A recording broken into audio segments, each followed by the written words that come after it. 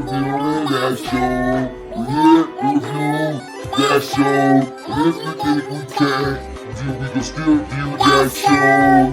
All the people be trying to view like us, but you know they can. It's Marty, and that's it. To go to like a Walgreens off the beaten path, but they had a cool game, Silver. I said, give me all 5. Give me everything you got. Because these gas stations are trying to fucking temper it. Yeah, well, I've only been to one that where the guy tells me, first he told me, I can only sell you 2. Then the second time I went there, I can only sell you 1. Like, bro, what? And I'm like, I understand y'all trying to keep people thinking that you have this product, to keep people coming. But at the same time, bro, it's the same money. It's the same money, G. Yeah. Stop acting like me giving you $10 now is not the same as 10 people giving you $1.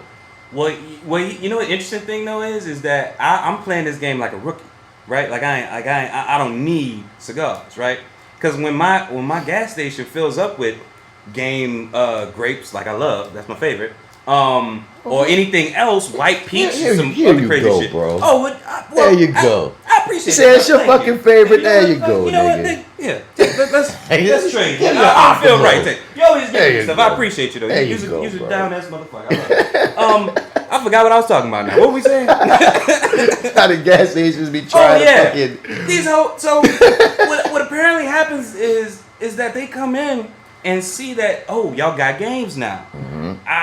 Give me all of them. Mm-hmm. My dumb ass says give me 5.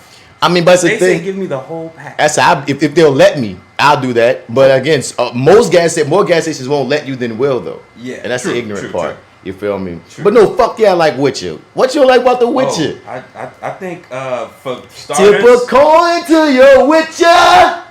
That's a little sound. I know you didn't get that far. No. I've watched. Oh, you finished it? The whole thing. Yeah. You finished it and you didn't like it. Oh, we gotta talk. I think I finished it. Actually, I think I stopped on the last episode when I'm like, this is what y'all doing. Fuck all of y'all. Oh, did you get to the end? Yeah, I ate it. Okay. I ate all 8 episodes because I've been putting it off and I've been wanting to fucking. Oh, word. Okay. Have you played the game? I bought the game. Okay. And because a bad habit I have is buying games on sale and never playing them. I've got so many games like that PlayStation sale. My nigga, 2 days ago I just played My Hero Injustice. Oh, word! I was wondering how that game was, but it's kind of. Here goes sidebar. There need to be more anime RPGs. I don't know why they want to keep dropping all these anime fighting games, bro. Yeah, why is that? Dog, y'all stories are fucking amazing. I would love to play out a story mode RPG. Unique to that. Unique to it. The same shit I've already watched. No, not the cartoon. No. We're saying the same thing. You know what I'm saying? Yeah, but so it was one of those games that when the series dropped, I knew I was going to be more interested in the game, and the game was like $20, like some stupid cheap price on sale. Just like when the Star Wars games drop, all of the online play for the Battlefronts go up. They got. I bought the most recent Star Wars game, which is pretty fun too. But again, Jedi something. It's more of an RPG where you play through it, and that's what Last Order, something like that. Yeah. But so I was like, well, this series looks like something I want to watch, and let me buy the game. And I feel like one or the other, either the series gonna make me want to play the game, or the game gonna make me want to play the series. So like that's when I bought it, and when I read up, the game had all these great reviews, game of the year, So I mean, it's highly rated. So I'm like, well, I should like it any fucking way. Yes. You know what I'm saying? Yeah. So. The show or the game? I'm sorry, which one we talking about just now? I was talking the game. Okay, yes. But. Okay. I thought that we're about the show because I like fantasy shits. I like those type of shows. But I also gotta sometimes click my brain into it because this would make me not watch it for the longest. I've been getting spoiled by melanin, bro. You know what I'm saying? We got The Chi, we got P Valley, we got what I mean. Oh, you watching The Chi? Oh, I just started The Chi. I just started it. Me too. And I ate it. The last. I watched the first season when it first aired, and then I just watched all the way up until the last episode of this season. The last episode. We'll talk about The Chi in a second. But what I'm saying is like these black stories be making me want to like. That's what I be want to see black people. World. Yeah, live in black world. See black faces. He got us very spoiled. I'm so spoiled, son. And like and I just kept on putting off The Witcher. I'm like, I get to it. And I remember I tried to watch the first episode and it wasn't really catching me at first. Yeah, son. So I wasn't thinking I was gonna like The Witcher at first, though. I mean, I was gonna like it. I mean, it didn't grab me at first because I felt like it was gonna be something I instantly jumped into. Yeah. But when I put that motherfucker on and just sat and got into it, and what's funny is I played some of the game first. That's what happened. I have to remember I started the game. And after I started the game and I saw a couple of the characters and saw where it was going, I was like, oh, okay, I wonder what the show is hitting for. So I got tired of playing the game one day, put the show on, fell in, ate all 8 episodes, and I was rocking with it. You don't like Cavill? I think Cavill killing it. Oh, God, I think Cavill's awful. I think a ficus plant would be more, I think he's awful. He is terrible. I mean, no. Wait, here's my question. Have you played the game? Man, okay. Real quick. Bought it way back and paid too much for it. But it was a Black Friday sale, so still too much. Because now it's like $14.99. That's when I bought it at $20, bro. See, I bought it at like 30 or 25 or 30 bucks. But still, like, that's my range on some shit. Like, there's some shit. As an adult, I don't pay more than $30 for a game. I don't pay $60, $79. Well, I wait for the sale. I'm not gonna lie to you, bro. I bought that Marvel Avengers game pre-sale. Oh, now pause. I'm most like no. I'm most like okay. Put it like this. There's gonna be caveats for certain titles, right? Okay, you know what I'm saying? But I mean, like generally, because like I bought Star Wars, The Witcher, I bought a whole bunch of games just to have games that those games wouldn't have been bought if they weren't on sale. Now there's certain joints like the Avengers, any superhero game or wrestling game. That's my shit. Right. Grand Theft Auto, you know what I mean? Like certain shit I will, but not for those. But those are like old favorites I've been playing. I stand by I'm kind of like this with music too. If I've been fucking with you for decades, I'm gonna keep fucking with you as an artist, as a game, as a movie title, as an IP. I'm gonna still give you a shot. So there's certain games that's been in my canon. I mean, I've been playing shit like Grand Theft Auto since Grand Theft Auto was 2D on PlayStation 1. You know what I mean? Nigga, that was my shit. Yeah. When it turned to 3D, I was like, whoa, I see you. Y'all fucked the game. So like, nah. Pick up a hoe. And I'm gonna give Witcher props on this. To me, it's the best. So I could pick up a hoe. And then take my money back. But to me, The Witcher is the best game to TV or film adaptation I've seen. Really? Because the reason why. Okay. That's what I was gonna say. I didn't finish it. I played the first chapter maybe, or the first couple of training things where they show you what the controls and stuff are. But beyond that, I don't have much attachment to The Witcher. I didn't know who these people were when they started popping up. And so like I didn't play that long. So. I knew like bare bones. So that's the reason why I asked you if you played it, because Cavill is capturing the dude in the game. He feels like it, yeah. But I mean, well, he's got the voice. I mean, forget he's a Brit at times. He's got the voice. He got the stoicness. I'm saying it. What you're saying sucks about Cavill. I'm trying to say I think it's a choice. Oh, I feel like it's not. Oh, I feel like his skin and his sexuality like just before things he was born with. It's just he's terrible. Cavill's not terrible. Cavill, he is awful. Yeah, no, I don't agree, bro. Don't get me wrong, like, cause like we kind of went at it for Ward on Iron Fist, cause I just thought he was terrible. Ward's great. Like, he is. Not in that show. Not in that show. Let me tell you something. He blew my fucking mind when I saw him outside of that show. I've seen him twice so far, and he's blown my mind every single time. It's that show. It's terrible. But no, I think also it just be you don't like the choice, because the thing is. I don't. After you've seen, I bet you any money, after you've seen Ward from Iron Fist play those sort of two characters, if you watch what he does in Iron Fist, you'll see that, that's. Like, it's not, you just don't, I feel like you don't like the choice, and then the show sucked on top of it. So it don't help. Things, you know what I'm saying? It's like, damn. Right. But I really like Cavill, man. No, I think he's awful. I think he can be good. He's not Ruby Rose, where I'm just like, oh, you're awful, don't say anything. But he cannot say anything. He's so stiff. And maybe that's what it's called for. Maybe that's sort of the nature of what he's doing. He's not because to me there's. I don't find it entertaining or as interesting. I don't. Oh, you. I don't. Because to me they're stiff on that, because there's some actors who that's them. Like right. Like for the longest that's what I'm saying. Like for the longest, Channing Tatum was stiff. You know what I mean? I did not like Channing Tatum when he was younger. Channing Tatum at some point found his groove. Somewhere around the eagle, that nigga just like, this is how it's supposed to be. Right. Matthew McConaughey, young Matt, ain't the best. You feel me? I don't have a lot of experience with young Matt. Okay. He will tell you. Like, he didn't even take the shit seriously at first. He just had natural charisma. You know what I mean? He just was natural charismatic, but saying lines at times would be kind of weird. Oh, wow. Or whatever. But, you know, but so like there's some people when I'm watching them, I'm like, bro, you don't feel natural. When someone says stiff, it's like, you don't feel natural to me now. You know what I'm saying? Oh, okay. I feel like, yeah, that too. I feel like Cavill's, like, I feel like Cavill's two biggest roles are Superman, of course, and Geralt, right? And I feel like. And which one? That's named Geralt. Oh, Geralt, from The Witcher, right? The Witcher, right? And the Superman thing to me is not his fault. That's a direction. I feel like Zack Snyder directed him, you know, made him like directed him to be that way. Yeah. And I feel like for this joint, it's purposely done because that character is pretty stoic in the game, even the voice of such. From what I see so far, I haven't gotten that far, but it's like the whole time I'm watching him, I'm like, oh, okay, I see you. You're making a choice. I see you. And I liked it because for the most part, like, he's our straight man. We got the fucking Bard over here being our comedy relief. You know what I'm saying?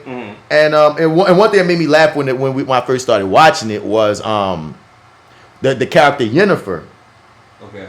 Like when I'm watching, see on the game, like especially this part 3 of the game, because I had to go back and watch a YouTube on what happened in the first 2 games. Yeah, I've never even seen any clips or anything from the first game. Well, what's the story there? Well, it's just basically not much. I mean, it's a lot going on, but you know, I don't feel like getting into it. But yeah, that's cool. I mean, the basic story is, man, like what they say on the show here, Witcher, because that's the thing. The Witcher takes like elements from all 3 of the games, kind of remixes parts of them. You know what I'm saying? So some things that you saw on the show, they either explain from the other games or whatever. But what I was about to say about the character Yennefer is she a bad bitch. You feel me? Off the dump. And the top of the third one, which is the most popular one and the one I have, he's searching for her, and it starts with this cool ass movie showing, you know, this beautiful ass, dark haired ass motherfucker, you know what I mean, doing some bad bitch sorcery. So when the humpback motherfucker pop up being Yennefer at the top of the joint, oh, you're like, I'm like, okay, when you gonna turn to a bad bitch? We're dealing with witches and magic. You're gonna turn to a bad bitch soon. I forget who I was watching it with someone at first who had already seen it, and I kept saying shit. And they was like, damn. And I was like, bro, I saw the game. I know she a bad bitch. I don't know how many episodes we're gonna get here. But and also to the way it's sort of structured, you're like, okay, so this is temporary. I mean, they did really hard work at trying to make you look hideous. Like they tried really hard, but eventually this is all gonna go away. Even if for a minute, it's gonna happen. So you know what you gonna look like when you take all this shit off, girl. That's what I want. yeah, because you're absolutely right. Like they went out their way to make her ugly. They like it was real estate, bro. It looked because it really looked like it was hard. Yeah, but it's kind of like, well, I don't know. It's like, okay, so let's make her ugly. Okay, let's bring a guy in there. Okay, guy. Would you fuck her? I'm like, yeah. All right. Do something to her fucking mouth or something. Take some teeth out. Yeah, man. I think she was a great character though. Yes. We spoil things here, so it's okay for me to ask this, I guess. Hold up, welcome to the Reviewing Dat Show. Right. We back. Yeah. We up here just talking our shit like we always do. That's right. Stay actor guy, Mr. Bats in the building. And it's your favorite host, Marty, MartyEdwards 504 on Instagram, Twitter, and Snap at the chat. I am back. And by the time y'all hear this, y'all gonna be like, damn, y'all already came with a lot, because I haven't put out a new FlyWithBats episode in like a couple of weeks. Yeah, I was behind, but I went back to check. I was like, oh, okay, no, so I'm not that far behind because there hasn't been an episode for a little bit. But we've had episodes recorded. I've just been so busy, I haven't had time to edit. I haven't put up no video. I haven't put up nothing. I just been back the fuck up. What you been doing, man? Getting shit together for this web series. Just doing all kind of random shit, son. Like I've been involved in a bunch of random shit. A lot of auditions. Yeah, I just been busy. You know what I'm saying? All I can say, they've been busy. So it's gonna be funny when y'all finally hear this. You will have been bombarded with all kind of material. You're gonna have 2 back-to-back FlyWithBats episodes and this joint. So don't tell us nothing, because I'm getting tired of all y'all new podcasts out here acting like y'all. Son, it's like it's becoming such a fad. And one thing is this: I'm not gonna hate on you wanting to do podcasts, but actually do it. Don't jump on it just because you it's the hot new thing. Because some of us got years in this motherfucker, and y'all taking up space. If you ain't gonna do it for real, don't do it. Word. That's interesting that you say that, because like I gotta start off first by saying we're one of those people. Well, we've been doing it for a while, and we've been pretty consistent in the beginning, but we kind of fell off because of our schedules and stuff lately. So we're one of those folks like, we'll throw one out here, then we'll throw one out there. But like, also too, I do agree. No. I know you're not talking about us. No. What? No. I know. Of course I'm not talking about y'all, but I need to stop you off the dump. Oh, what's up? Everything you just said, fuck that. Okay. Son, how long have y'all been? How long have y'all been podcasting? You've gone through 2 fucking names, nigga. I don't give a fuck if right now, recently, you've slowed up, bitch. You've been podcasting for years. Like, when I say before we even knew what podcasting was. FlyWithBats got 4 years, and we started probably 4 years or 5 years after you. But so no, nigga. Okay, but wait. Okay, so also too, let me ask this too. I feel like we talked about this maybe before. Forgive me. It's involved now. So y'all had the pot though before y'all had. But we did right? 2 or 3 episodes of the pot. It wasn't nothing consistent at all. It was honestly something that we kind of fell into because like me and Mike had a convo and he let the camera run for like an hour and a half and we just was running and I was like, damn, what if we did this and that, and that's how the pot came to be. And we never we didn't follow up on it honestly till now when you see the FlyWithBats show on Instagram. That's basically what the pot was gonna be, and that was like 5-6 years ago. Like I feel like we would have kept that up, nigga, back then. That'd be crazy. It's funny that you say that because in my head, like I always looked at that like I kind of want to do something like what y'all were doing with that. And then like it went into like, well, we're already doing podcasts. Let's just do another podcast. Or well, we're always doing something like that. But like I kind of thought of that as sort of a template of what I wanted to do in terms of when it graduated into video and stuff like that. But like no, that's funny. He's like we only did like 2 episodes. Like damn, it felt like more. Oh, that's what I should say. We did 3 sessions. Okay. We recorded and there's things we had enough material recorded for more. Honestly, I think. Oh, okay. Yeah, but it was just like time and a bunch of other shit. Like I didn't know how to do that. Like I know what to do now fully to keep it consistent. But at the time it was like, man, trying to get it captured, trying to come up with all these things. It was put like this. Like I like we did those 3 sessions and it was so organic that I was like, okay, how do we do them in the future? I didn't know at the time that when we started FlyWithBats and we did the podcast, it was the open door because at that point it was like, okay, what's the topic gonna be? Because the first one was Mike was just telling this story about what happened with him and his girl. And then we just had this long conversation that went in all these directions organically. And you know what I mean? I was like, oh, look at all this material. What if we kept this going? But then it came to the fear of, damn, what if we don't have topics? Or what if it's not as organic and all these other things? Meanwhile, a few years later, niggas start the podcast and every week or twice a week there's these topical conversations and niggas having and da. So eventually it's always had in the back of my mind, man, I need to start recording the podcast. Like how you felt, like I need to start videoing this. I need to start this and then like I don't know, a few months ago I said this gonna be what the pot was, doing it. And now we got the FlyWithBats show on Instagram and YouTube. You heard me? And I hope to get back to that because I kind of fell off right when we started getting our momentum on it. So word. Yeah. Well, yeah. I honestly like sometimes I felt like, well, shit. If he just put the whole thing up here, I would just watch this probably and not do the listening to it. I would probably just watch it. But I'm like, it's what was I gonna say? That's not what I wanted to say. I wanted to say something else. Oh yeah, I'm gonna steal probably some of this actually if I can. Some of this footage because I kind of want to start doing some stuff like this. But it's really difficult now that since we're doing me and Arrogant Observer are doing remote recordings now. It's just kind of like I don't want to deal with trying to sync those 2 things up together like that. That'd be weird. Son, hey, this is gonna be here because I'm trying to like because I like what you said about like we just put the FlyWithBats video, you'd watch it, but that's the thing like. A fan base would watch it. When you're still trying to get a fan base, it's hard to get people to sit and watch your shit. You know what I'm saying? So I'm hoping like at some point I don't have to keep putting them out in because when I first started the video, there was 9-minute increments and I would have to find like I would separate the topics and I'm like, damn, this was like a 20-minute topic. I gotta get it down to 9.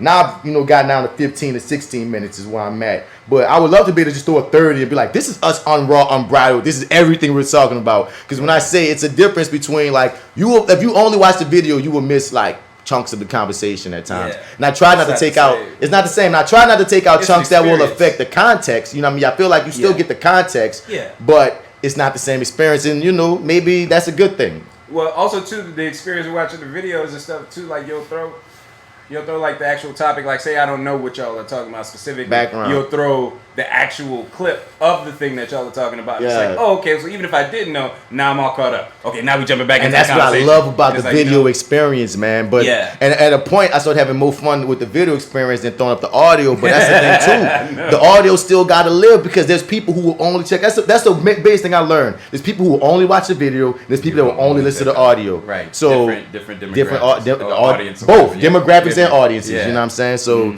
but welcome to the show, y'all. We in this bitch. We back. It's been a while. It's been a real while for reviewing that. Yeah, actually.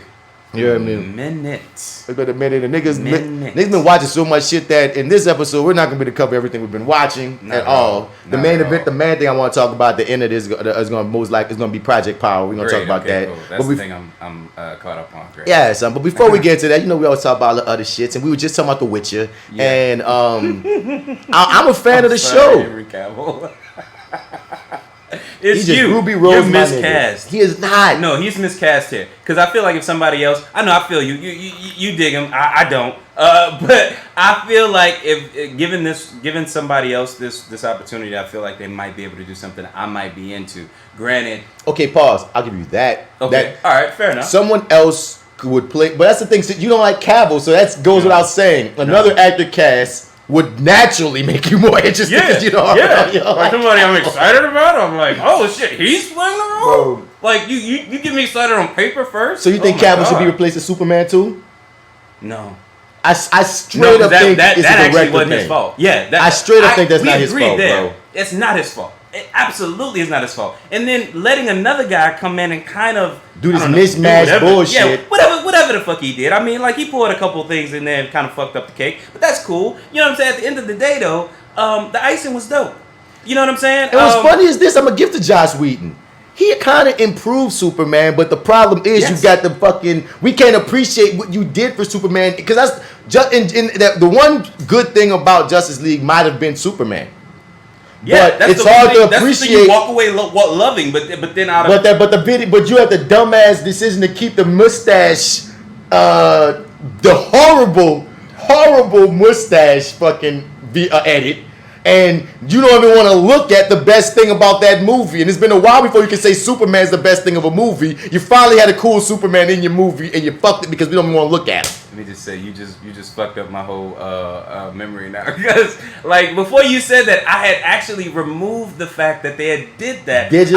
I was only remembering the happy moments because that Superman was dope. Yes. I wasn't remembering his lip. Yep. And you just fucked up. Fucked it up. That lip is the reason, okay. dog. I rewatch all kind of superhero movies, even ones that's not the best. Sometimes I have it going on in the background because one thing I felt about Justice League was this. I knew it wasn't great, but something about it was charming enough to me that I was like, I don't hate this. It's the same thing that happened with Suicide Squad. You feel me? Okay. I knew that Suicide Squad wasn't great. You know what I mean? I knew people had the problems, but there was something just charming enough about Suicide Squad where I was like, I had fun in the movie. Justice League was like a live action cartoon for me, but I still can't rewatch it because that I can't look at Superman. You fucked him. I can't look at him, and it's bad. You made Batman a joke in the movie, so I gotta look elsewhere for my happiness. And you fucked. Boo. It's like you have such inconsistencies here because like I don't know. That's the other thing why you gotta praise Marvel, but it's like you have these individual characters that shine on their own, but something goes wrong when you put them all together. No. Yeah. No. No, Marty. We've talked about this before. Here go the part that I think you're forgetting. What? I may be. It's not that something goes wrong when you put those characters together. Okay. The problem is you didn't give these characters no alone time for us to fall in love with them and want to put them to fucking together. They wanted to chase Marvel so hard. Marvel made sure each one of them niggas had a movie, and a couple of them had a movie and a sequel.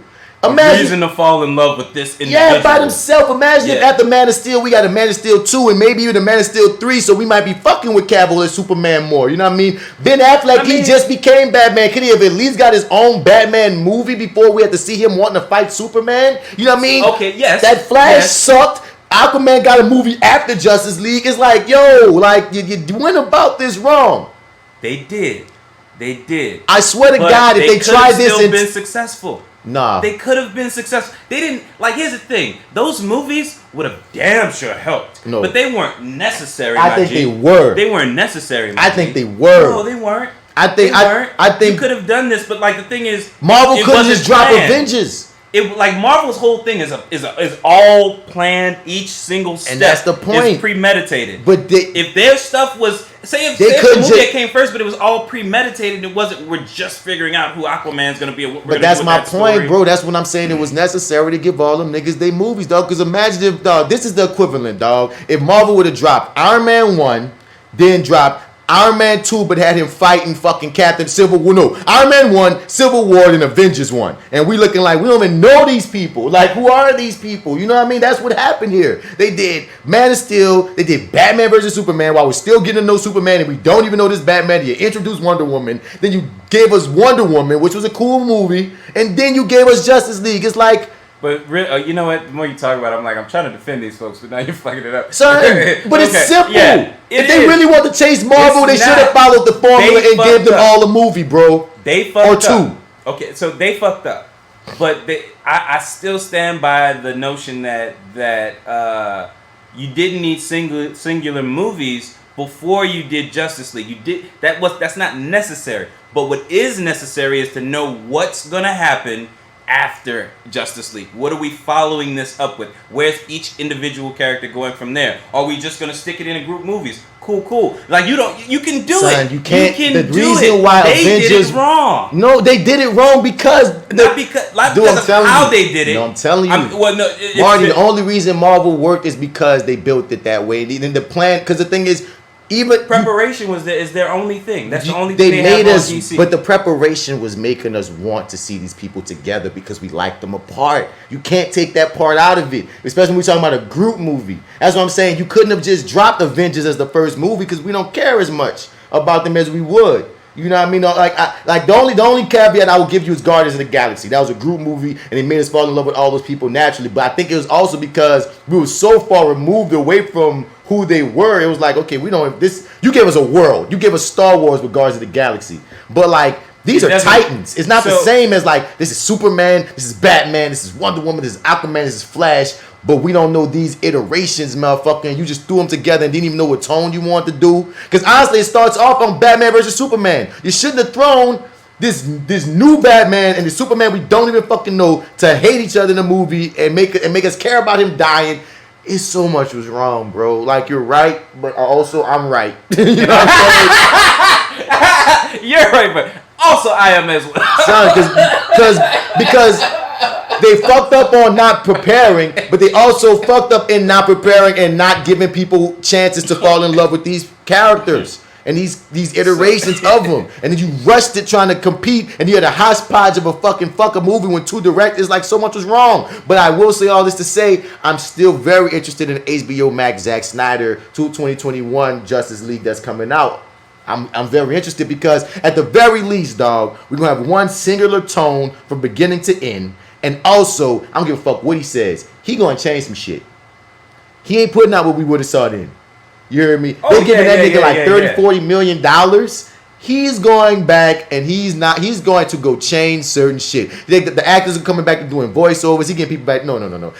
So I really feel like what we're going to get in HBO Max shit is going to be hella better than what we would have gotten regardless following. You know what I'm saying? I feel like that's the case anywhere it go.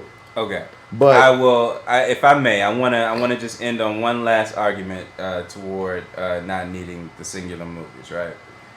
I don't know how you feel about it, but I personally feel like the animated introduction of the Justice League, which I believe was Justice League War, on the animated side, introduced all of the characters in their form as they were, just pretty kind of similar to what they did in the Justice League live action movie.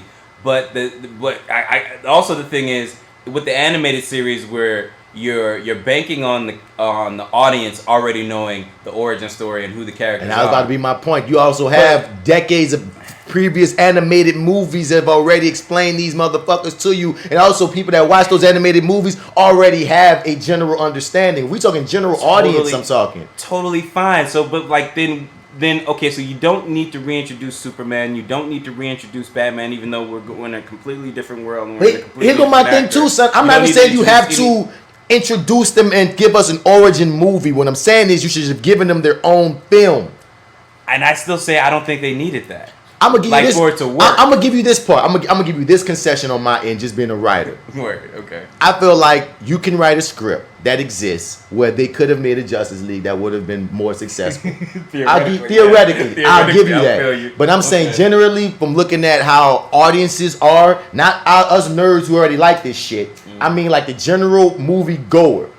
I feel like if you want to set yourself up for a better success, more likely success, Marvel showed off the dump, and in a weird way, DC showed it too. Because if we was to take in DC's full canon before we get into Man of Steel and shit, if somebody was to tell you, man, we about to have a crossover with Christopher Reeves and Michael Keaton, after Christopher Reeve did those 3 movies, and after Michael Keaton did 2. You already have a natural connection. And if you know what I mean, it's shit like that. If y'all already knew to give niggas their own movies, and by nature in the past we was like, damn, what if? It's the same concept, G. It's just like you said, Marvel did it on purpose. DC did it accidentally, then forgot that, nigga, this is the way. You heard me? So even though I agree, it's possible that you could have a successful movie without it's more probable that the bigger success will come from giving them at least all one. At least the main 3. Even if you just was giving us Flash and Cyborg in that movie. That Ben Affleck Batman should have had his own movie. That Superman should have got a goddamn sequel for it, because we never got the movie to make us fall in love with this Superman. So how the fuck we gonna care about him battling Batman or dying in the same flick? The first movie had him being alienated the whole goddamn joint. Yeah, it felt like Batman v Superman was like a fucking Hail Mary. It was premature. That was praying to God that it was a touchdown so that they could do the next movie, which would be the Justice League. And it's like, because they also originally planned for the Justice League to be a 2-parter. Oh, did they? Okay. So if you look at their original plan, so their original plan was a little bit more laid out, but then they started canceling things to try to compete. And I'm gonna give them this, dog. I forgot about that. What? DC had a plan. You hear me? They created it late, and it wasn't a good plan. You hear me? But BVS was supposed to beget a Flash movie, the Aquaman movie did come out, the Shazam movie did come out, you know what I'm saying? But like a bunch of things were in different orders. And things were a little different. That's how come he's getting a chance to do his version, because there are things in different orders. But we still saying the same thing. We still beating the same dead horse of, y'all, how you played it wasn't smart. Yeah. Period. And that's why you have a mess. We can definitely agree on that. Y'all it can be fixed. It can be fixed. It just needs to be altered. Y'all need to just alter. You know what I mean? Yeah. And maybe this Flash movie with Ezra Miller and Michael Keaton might do it. I'm definitely rooting for this Batman movie to do something. You know what I mean? They have a whole TV series on HBO Max about to come out just about the cops. In the same world? That's the thing. Like Warner Bros. Have such a good feeling about that script and that project that they've greenlit Matthew Reeves. Dog. Matthew, he's gonna be producing the Gotham Central TV series. And at first I'm like, so you're gonna just do Gotham again? They're like, no, we're doing a serious like TV joint in that world, and it's not like they ain't going goofy like Gotham. They trying to go like in the same tone of the film. They think about giving Zoe Saldana her own Catwoman series. Like they got a bunch of things that they want to do in the HBO Max world. Within, it's almost like Matt Reeves gonna have his own Batman world to do what he pleases in it. That apparently is gonna be outside of the general DCEU, and that's them doing stupid shit to me. Because to me, I wouldn't expressly say anything is outside of anything. I would say everybody do your fucking movies.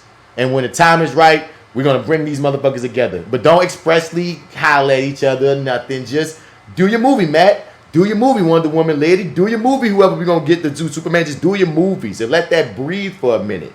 Because that's no matter what. If you let those movies breathe and if they're successful, we're going to want to see them come together. And y'all need to sort of figure out what y'all's recipe is. Like Marvel's kind of figured out what their recipe is, like how they can attack each thing and how they can do things differently or whatever. Change the genre of they know their recipe now. I think they do. Yeah. They know what works now. So I mean, like but the thing is, you've already kind of wet the bed. You know what I'm saying? There's already a stain there. So I mean, like you can kind of make it up and make it look nice. I mean, there's still a stain. They've been successful their past 4 projects, but that stain you speak is so loud that people not even taking that in. Yeah, you can't can't ignore it. Joker, Shazam, Wonder Woman, Aquaman, like these are all hits for them. You know what I'm saying? But all singular outings. But they're still DC hits. Yeah, DC and so hits. people, so as I'm saying, the general stand is DC ain't got no hits and shit. When you look at their past 4 or 5 outings, no. DC been doing pretty good. Yeah, but that stain of that failure of BVS and Justice League was so bad. Yeah. It was like because the spotlight was on DC versus Marvel and y'all lost. So it was such a huge loss that people ain't taking in that y'all reconfiguring right now. I think James Gunn's Suicide Squad is gonna do good. You know what I mean? It's like so many things. Definitely. He's got the voice and he's got They got some good shit coming. They've got some good shit that's been done. They got some good, like I said, Michael Keaton coming back, some good word of mouth for him. But you got a long road to hoe to catch up with anything on a movie end that Marvel is doing. And personally, you shouldn't even be worrying about them. Make your comics. Like that's what you do. And I mean, like, let's just really address the biggest elephant in the room.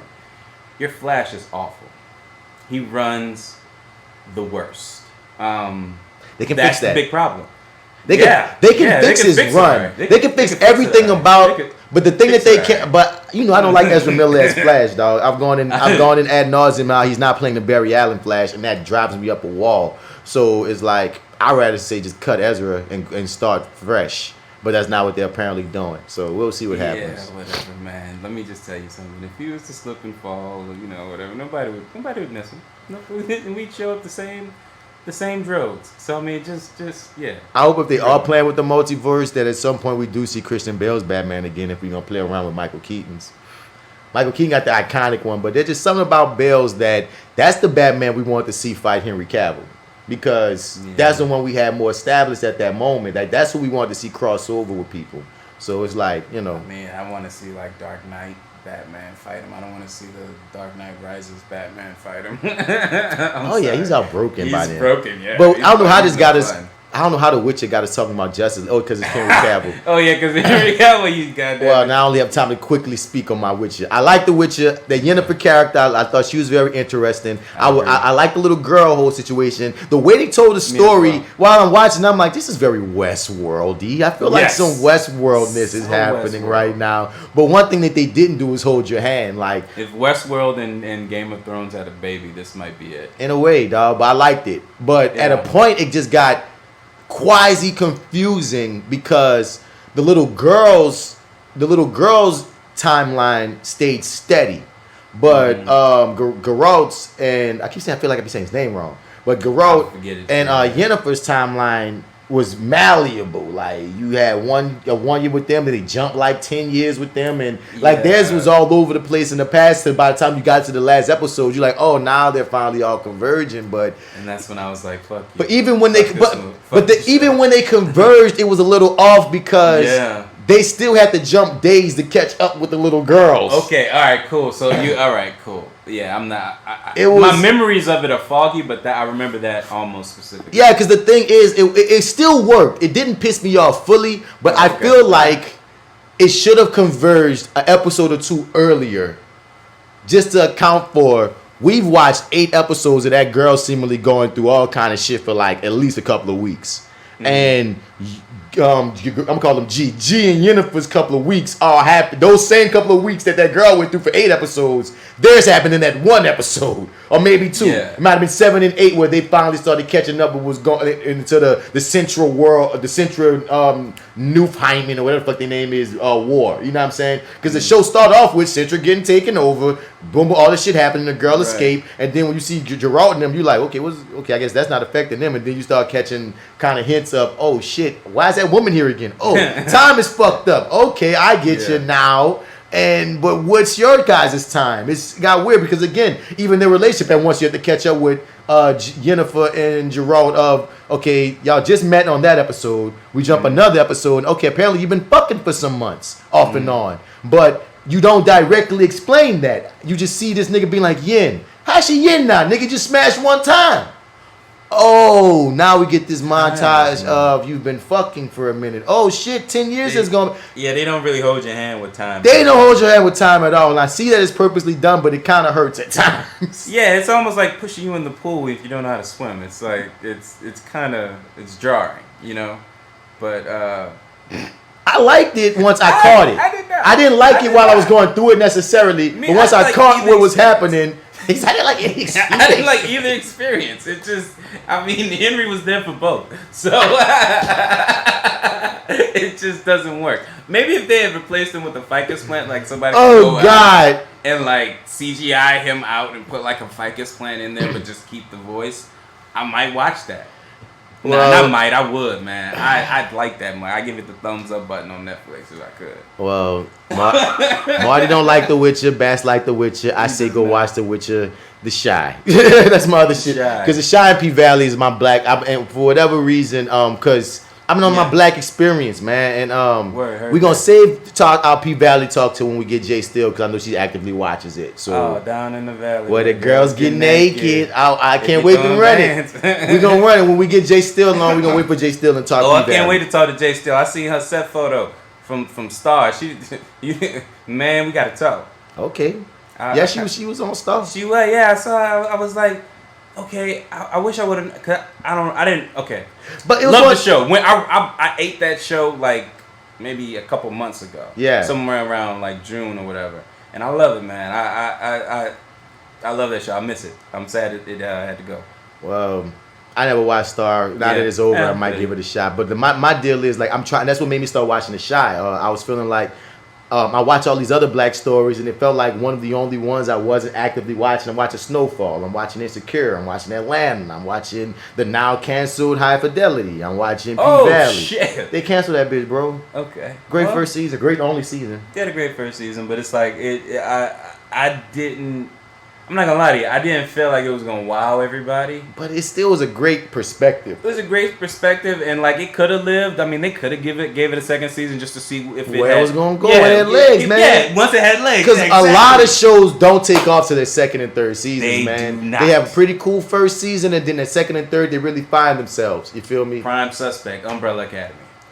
Oh shit! I remember feeling like about season 1 and then like season 2. No, we're not going. We're going to come back to Umbrella Academy. I forgot all about it. I actually watched all of that. God damn it! Yeah. But anyway, but on The Shy though, son, like I hadn't been watching it, and everybody's having these mixed feelings about episode 3. I mean season 3. Okay. Season 3, right. And I was having this curiosity of like how they doing this joint with Jason Mitchell being gone and Tiffany Boone being gone, and there was all that rumor about that actor that played Jake Big Brother. What's his name? Because I like how he was swagging it. Reggie. The actor playing. There's a rumor that the actor playing Reggie got killed off because he didn't want to do a storyline with the trans woman actor, and that was going around and shit. And that's why Luke James' character got written as this random brother that they've never talked about who just happens to have a trans girlfriend. What? So had all these things are going around about this show, and I'm saying all this to try to think, because all those things is reasons why I want to watch the show, but something happened to make me be like, let me just finally watch this motherfucker. Oh my God. Like your reason for watching the show is so much better than mine. I can't wait to tell you.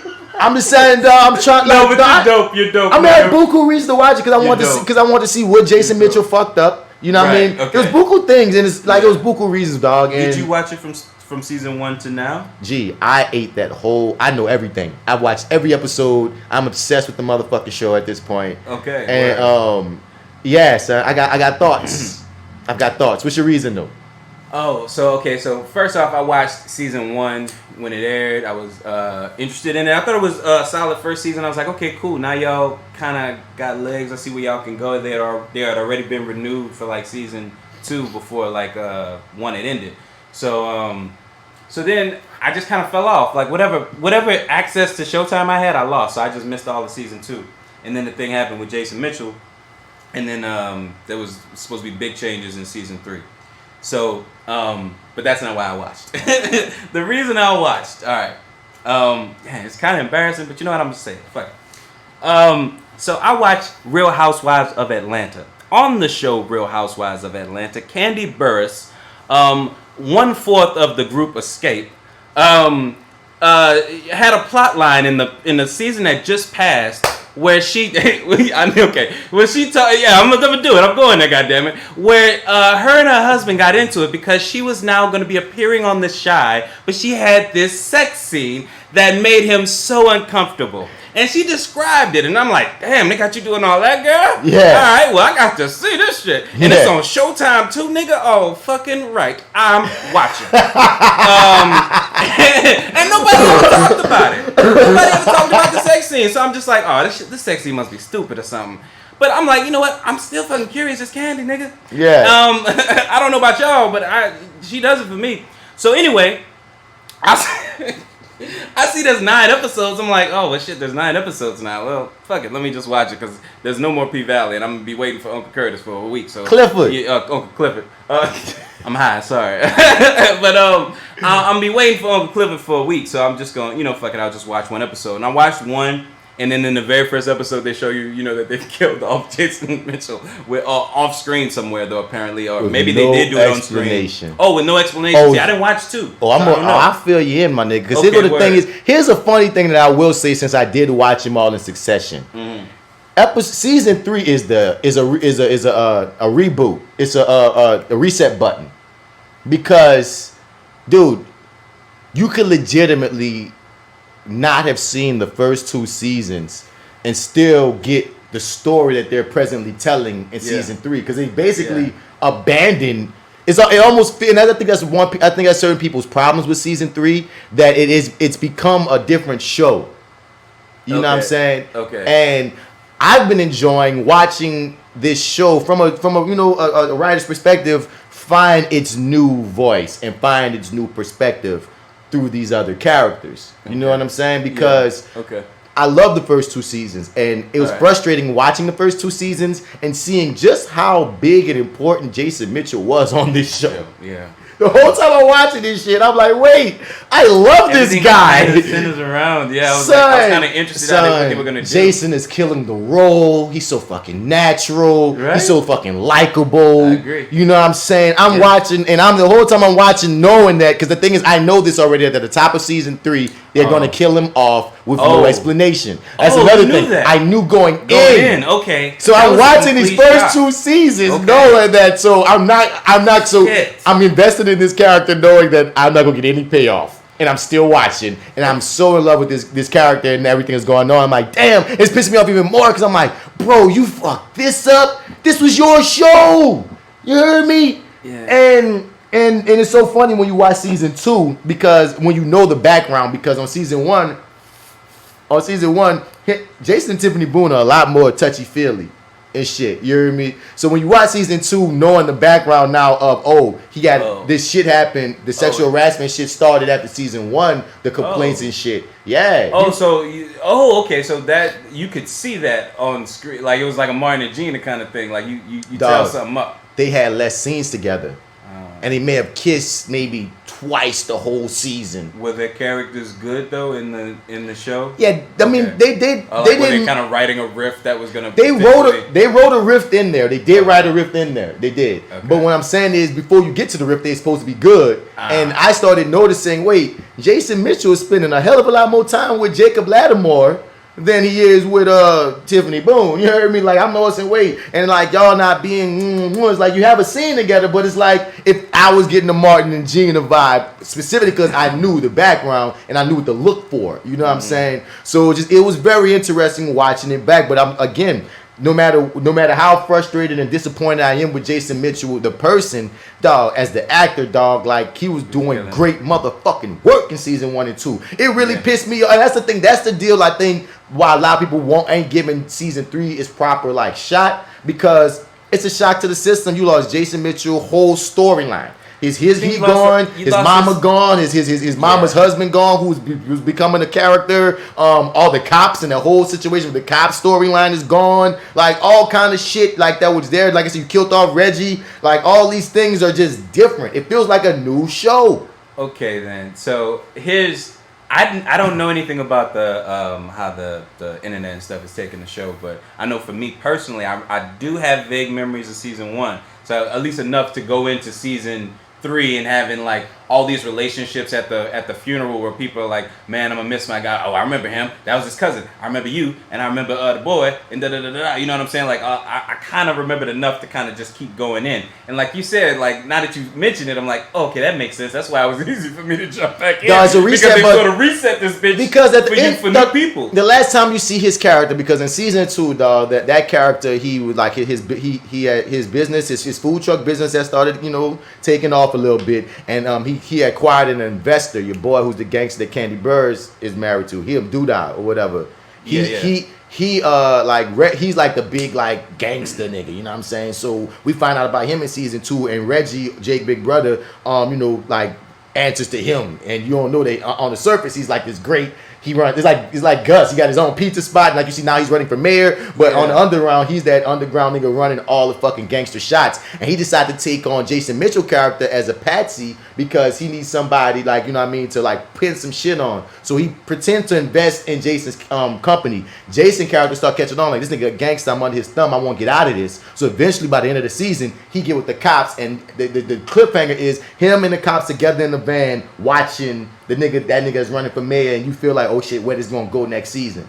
Now Jason's dead and the cops are gone.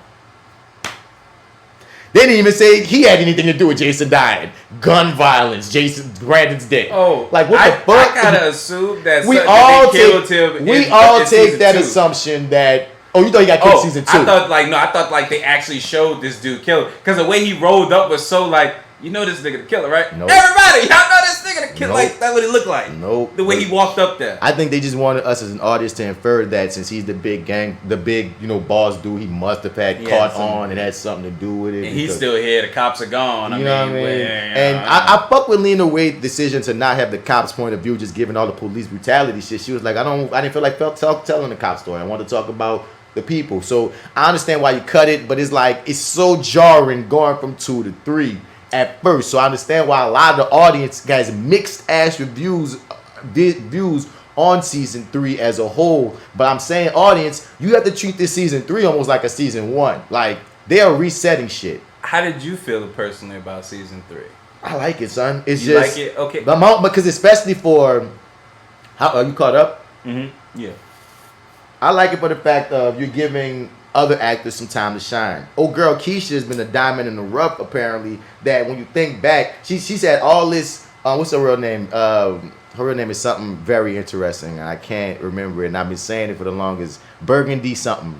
Burgundy is 2 B's. But anyway, the chick that played Keisha, like, once I saw how she been shining, because that episode when she like that episode a couple episodes ago, when after she finally got out of a situation for being, you know, kidnapped, and it's like this whole episode seeing her trying to recover mentally and get back, man, that was masterwork acting. And it made me think even the whole time of when you deal with an ensemble, some people don't get as much love, you know what I mean, as others, you know what I'm saying? And she's one of those actors on the show that Jason Mitchell and all these other people leaving was able to give her like that opening. You need to stop for a second? Yeah, it stopped. I don't know when it stopped. We're rolling again.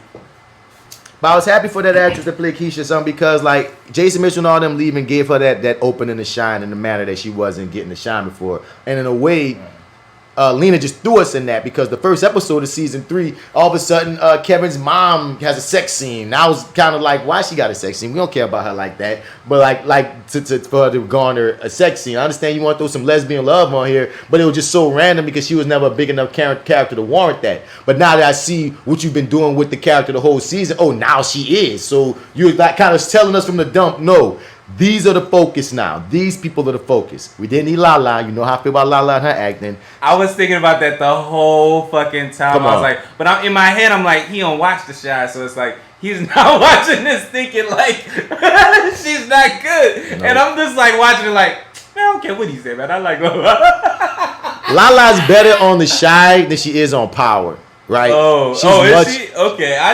She's better on the shot. She's more natural on the shot than she is on Power. But I stand by it. It feels like shot casting. Like, you know how you feel about Henry Cavill playing your boy? When I'm watching Lala in this dime role, I'm just thinking, there's a bunch of other actresses I'd probably rather see here. And y'all threw it to Lala. Like, I refuse to believe that Lala outacted 10 other people. She did. To get this role. Like, you know what I'm saying? I completely agree. Like, you could get a same, like type, if you will.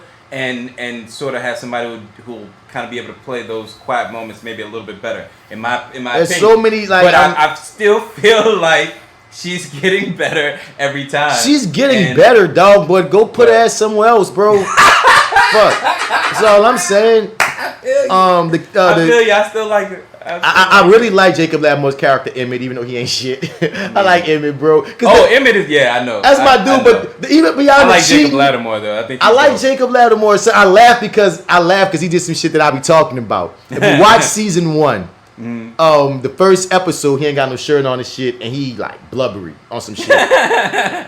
Season 2, same exact scene. 6-pack, like it's like that nigga hurt, like that nigga saw himself was like, oh no, son, like you know I'm on fitness shit, so I and you know I'm an actor too. One of the main reasons I say I'm trying to get fit is because I got to compete with these other actors who are all fit. That's my main reason for getting fit. Out of past all my ego, past any of the vanity, my main reason for getting fit is to compete. So it was almost like I'm laughing because like I saw it right in my face of nigga, no, you wasn't in shape in season 1. Season 2, bitch, you was ripped.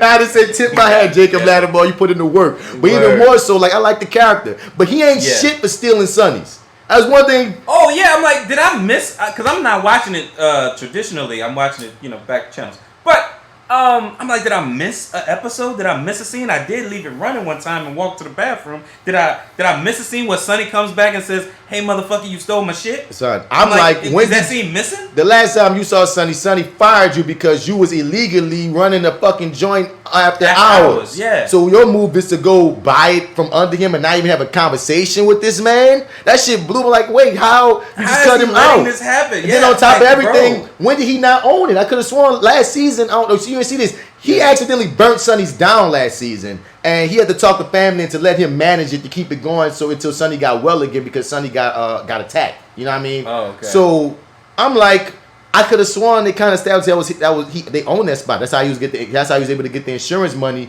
because Emmett accidentally burned it down while he was managing it, and he was able to get insurance money and all this and all that. So I'm like, wait, how did all that go down if he didn't own the spot? But whatever, you fucked up for now buying Sonny's out without we didn't even get the scene. Can we at least get a scene of them two talking? Sonny was like a father to him throughout this whole series, and we don't even get the scene of, look, bruh, at least let the man still work there. At least keep the name Sonny's or something. It just was shiesty. What she said they were gonna do, and then they changed the name. Like, we also missed that moment. Shiesty. When did they change? Like, when did everybody agree that, hey, we're gonna keep Sonny's, you know what I'm saying? We're just gonna have just for the new generation. But they calling it the barbecue pit, some shit. Whatever, some like shit. Smoky or whatever. Like, shiesty. what the fuck? It was shiesty. Yeah. Did I miss a scene though, bro? No, you didn't miss a scene, bro. Okay. They didn't have it in it, because they got some shiesty shit going on. Like, even though I like the season, I be seeing this shiesty shit. Yeah, I like For instance, you didn't see season 2. Season 2 ended with Emmett getting his girl, Tiff, was pregnant. Oh, okay. Season 3 did not speak on the pregnancy, getting rid of the baby, none of that shit. They got back together because he got her pregnant again, because they started fucking again. Season 3 just started with them just being a couple living together, raising the one kid that they got.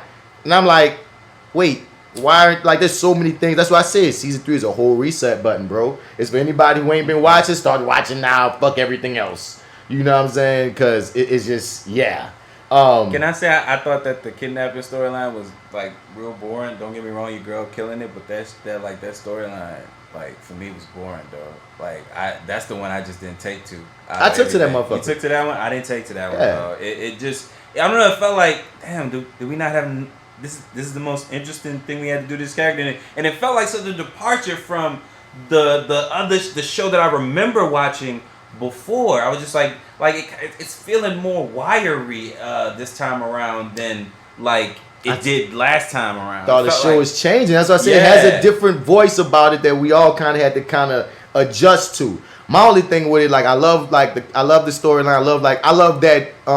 Well, see, the storyline for me, I think it went a bit long, but the better part of the storyline wasn't the storyline for me. To me, the storyline did a lot for Kevin. Like, I didn't watch season 2, so I forgot. I didn't have the attachment to this dude who's the actual kidnapper, because he's the coach, right? No, he was not. No, he was not. He was not the coach. He was not the coach. Who the fuck is this dude? He's just some random nigga. You trying to tell me she was kidnapped by a random motherfucker? Here go the deal though. If you watch they innocuously showed him in other episodes in the background. Yes. But this season he was not before. She was fucking the coach, and that was a little storyline that kind of didn't go nowhere. Again, that fell victim to the fucking. Like, well, no, in a way it got canceled because what happened was Emmett hollered at Brandon about it, and Brandon got Reggie involved, and Reggie and his people beat the fuck out the coach to get and to make him stop fucking with Keisha, and that's kind of like where it went. Because one thing I do love is Emmett and Keisha's relationship. I'm like, Emmett and Tip, you good, but him and Keisha, they had that natural chemistry. Like, I love them together. You know what I'm saying? But I understand where they are in the world, they just downward. Yeah. But yeah, son, he got that coach. He got that ass whipped, and he was like, yeah. Because I was like, you know what? Last time I left y'all, which I understand things change from season to season. I'm like, you was with Keisha. Yeah. Last time I left. Yeah. I thought. Yeah. Season 2 broke all that up, and again, season 2, Keisha was kind of in the background. The more I think about it, like that, and that's why I say in season 3, it's good that these other people, because the storyline of her recovery is more interesting than the time we spent looking for her. Yes. Like watching that PTSD, all that. That's good. That was worth it. But I felt like, and that episode has been the most unanimously loved episode of this season. Which one? The one where she come back and has to adjust. Oh, okay, right, okay, got it. Now when she escaped, when she come back to adjust, the whole deal. Yeah, right. Son. Like that's the one where everybody's like, oh no, this is the best episode this season, etc., etc. Okay.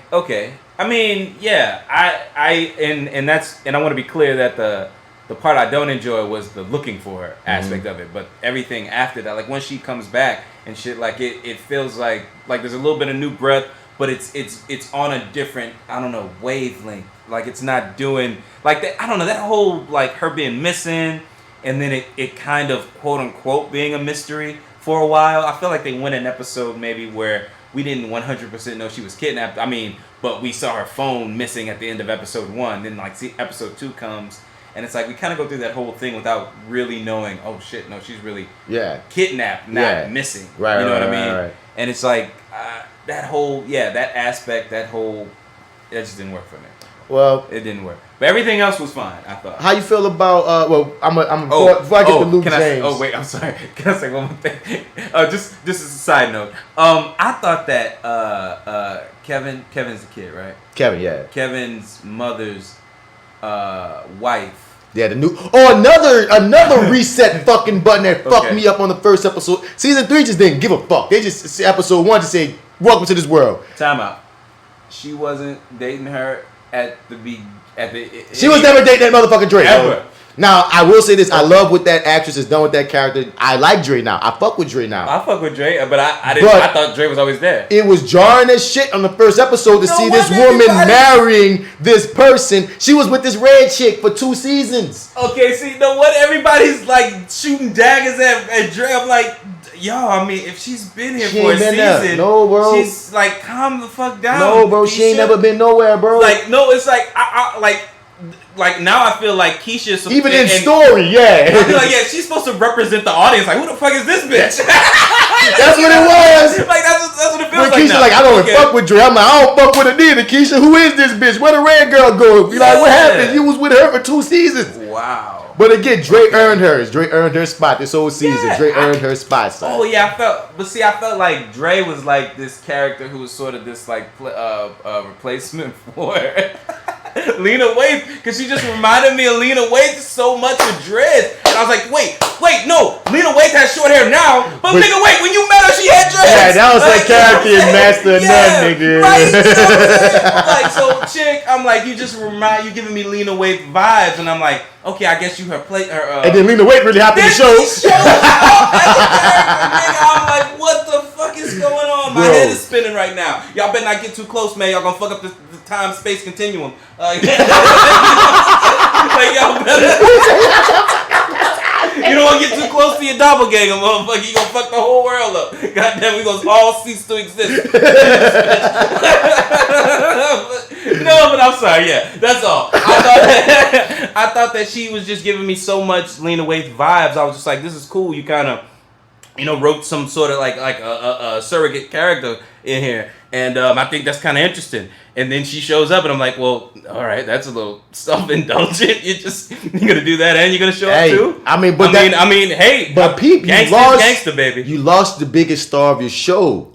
So it's like one way you to give it credit. Everything out now. She said, "Well, I'm gonna hop in this motherfucker." You know what I mean? I feel like she was just like, you know what I mean? They ain't trying to lose no ratings because it got saved this show too. Yeah, because you gotta take in. It's more publicized. Like it's more publicized that Jason Mitchell got fired, and we don't know why. Than the actual reason. You know what's interesting though now? She's like, I don't know what goes on the set. I'm never there. I'm busy working on all these other shows. Now this season she's very hands on with this motherfucker. She has to be, son. She's on set. She has to be. But my point is also on top of it. Like I'm just saying though, like Tiffany Boone later let out her side of the story, and we found out it was a bunch of sexual harassment shit and this and that. Right. But when the story broke, it was so vague. People were siding with Jason Mitchell because it was vague enough for people to be like, well, because you got to take in, we attach to characters. Brandon was a great character and Jason is killing it. You know what I'm saying? Yeah. So people kind of ignore the fact that, well, Jason been kind of tripping off screen for years now. Like, you know what I mean? There's so many stories attached to him tripping the fuck, not even just on the Shy set, but just all movie sets on. Netflix has banned him, dog. Like, a friend of mine is a part of this Netflix. Some movie got picked up for Netflix, but he was telling me but the people who originally was trying to do it wanted Jason in, and then Netflix said if you put Jason in this, you're not gonna get greenlit. It's that real, son. Oh, wow. You know what I'm saying? So they got all kind of shit surrounding him for years, but a lot of the general public don't know this. They just know we love the character Brandon. He's fired because some things that they're not being clear on. Y'all fucked up the show. Y'all should have kept him. You know what I mean? That's what a lot of it is. So you're already coming into this season with people mad that you cut Jason Mitchell to a lot of people for no reason. And then that's a star. So Lena probably like, nigga, no, I'm gonna lend my star power. Like we gotta, all hands on deck, man. Yeah, this is their most important season as far as moving forward, because I said this recently. Season 4 is probably gonna be so much better than season 3 because now they know what's their set new world and who are their main characters and where we rolling again. You know, right. So like it's interesting. Like because like your boy, like were you surprised by spoilers? We always say the big death in the last episode. Yes. Who I call Passion of the Ronnie. Yes, I mean I was surprised and I was just like I felt as though I shouldn't have been. I felt like I wasn't at all. Oh, you weren't?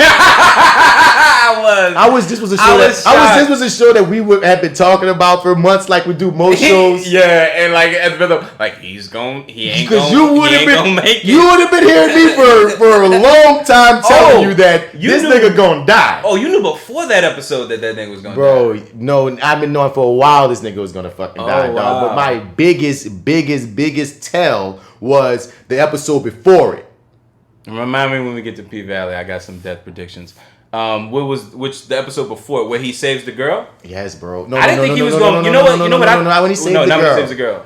When she invites him over for them to have their talk and for him to get his piece as like, cause my thing was.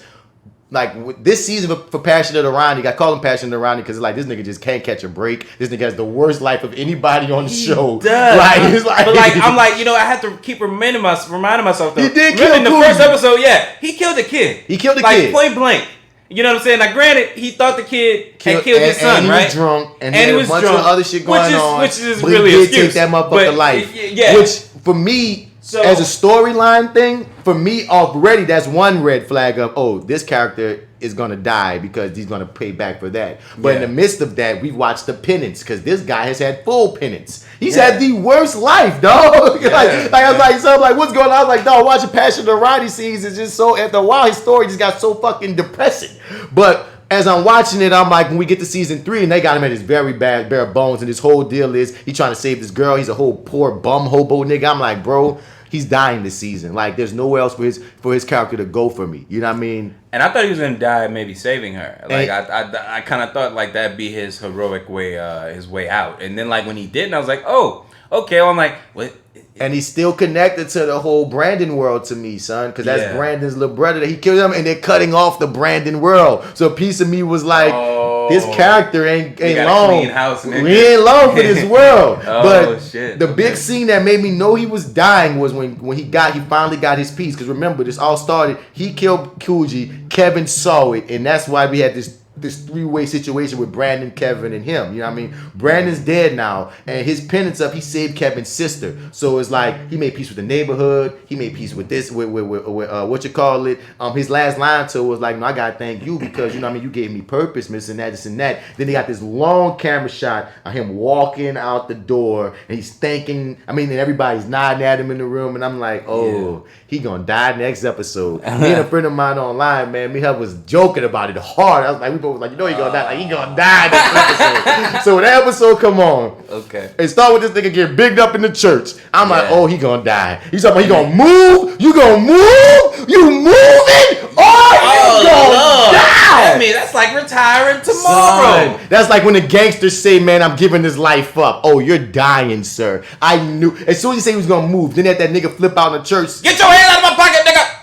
That's what that's what that move was. That was a straight shout out. That was a get your hands out of my. That's how I took it. That's how I took it too. I was like, oh, they Malcolm in this nigga, son. I was like, I knew that nigga. I knew that nigga was gonna kill him. I said, that's the nigga that's gonna kill him. They gave it because we never seen this nigga before. They have not brought up Coogee in so long. I was like, that nigga gonna kill him at the end of the episode. But you know when I didn't take it as that until he shot him at the very end. That's when it clicked. That man said he moved. Because it's the same nigga. And everything was going right. They giving him money. He got to see his grandbaby. Oh, he's just having the best episode he's ever had. Everybody dapping him up and shit. That was the only person that gave him shit the whole episode. Everybody else was accepting them. Hey man, get you some barbecue. His ex-girlfriend, like, I'm glad to have. She been so temperamental the whole series. Now she like, thank you.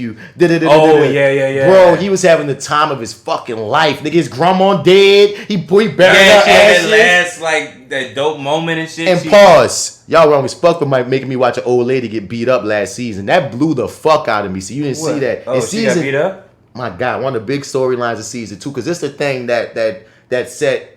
He finally, at the end of season 1, I think he turned himself in. And so in season 2, he's in jail. And his whole storyline is him adapting to jail. And what's funny is he doing his penance. He cool with being in jail. But that gangster nigga that's running for mayor, trying to get up all the fucking properties, he was sending motherfuckers to like get up the properties. So he got Reggie to get some people to like just scare her. But them niggas beat that old lady up, G. Not no inference. Like, I'm like, y'all, like, that took me out. It kind of, because I grew up, like, I guess, you know, you did your job. I was raised with my grandma. So just viscerally seeing, and I've seen all kind of shit on TV, G. But that would felt like you could have, like, seen them push it down and then go off camera, and our minds could have did the rest. Right. We got this lady getting punched in the face and kicked and stumped. That was a bit too far for me as far as, like, really. You know what I'm gonna need after watching some shit like that? I'm gonna need y'all to give me a featurette where she's like, I can take it. All right. Make me feel better about it after the fact. So I didn't feel good about that scene at all. And of course, as you're doing your job, of course you want us to feel this way, dog. But it pissed me off even beyond story in a way. But like, I feel you. But we get to the the last episode. If you just me as a writer, dog, I keep going back to this because that's why people be laughing, be like, I can't watch shit with you, bro, because you be predicting shit. But I'm like, son, like, there's certain mechanics that's present in like most stories. Most storytellers do a lot of the same things. That's why it's fun when people go off the script or go off the beaten path. Because you're like, whoa, didn't see that coming. Yeah. Man, this was textbook character deaths, like textbook. I have to have cause like I feel like such a chucklehead.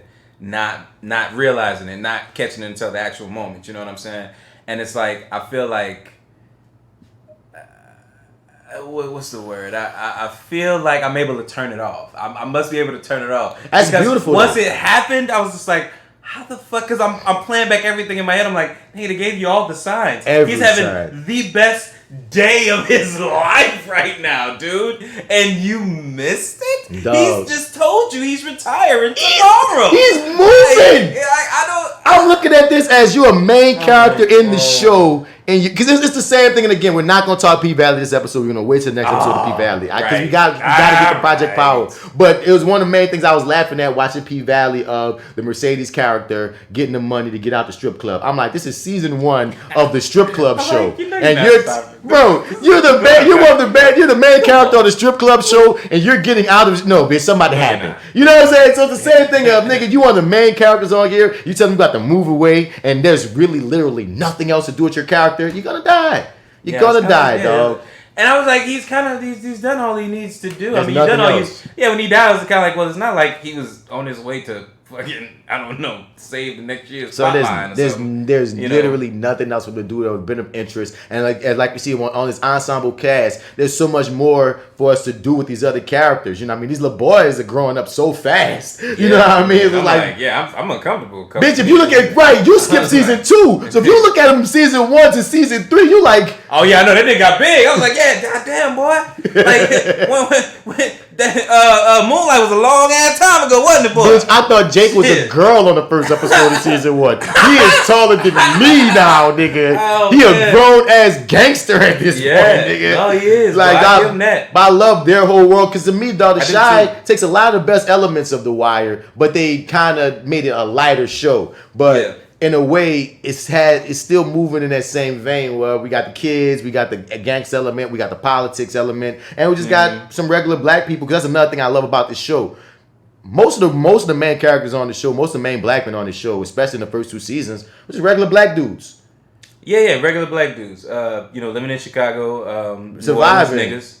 Regular niggas like Emmett, New Orleans niggas, you get rid of one New Orleans nigga, you replace with another. We're gonna get to Luke James, but I'm just saying, in the first 2 seasons, dog, Emmett, Brandon, Ronnie, Coogee, all these people, even though they lived in the hood, they weren't like the rah like type, let's go fight. Even when they were put in those situations where it's like machismo moments, they weren't no bitches. But their first mind was to be like, let's get gangster. You know what I mean? There's so many times I respect both Emmett and Brandon characters of like, they handled it with their mind more so than trying to be that archetype. And I really respected the show for their black male characters in the hood environment, that they were still normal. Because that's the thing. People think the hood and think everybody's a thug in the hood. And it's like, no, most of the hood is just regular motherfuckers living and surviving, bro. Of course, they have that element, but the element ain't to the degree that some media have you believe. So I appreciated that aspect off the dump.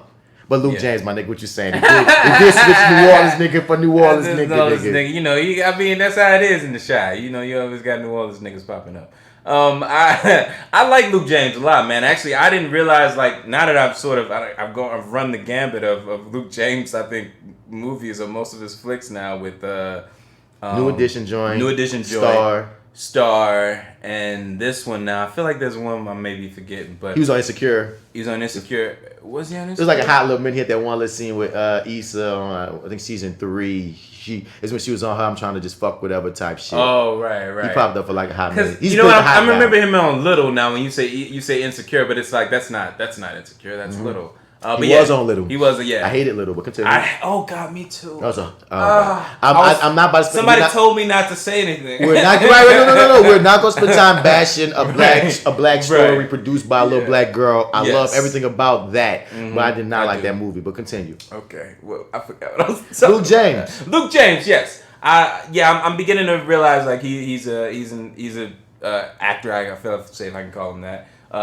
That I enjoy and I'm happy when he shows up. Now I feel like he kind of just jumped into this, but it felt like the gangster dude Reggie. No. Dada.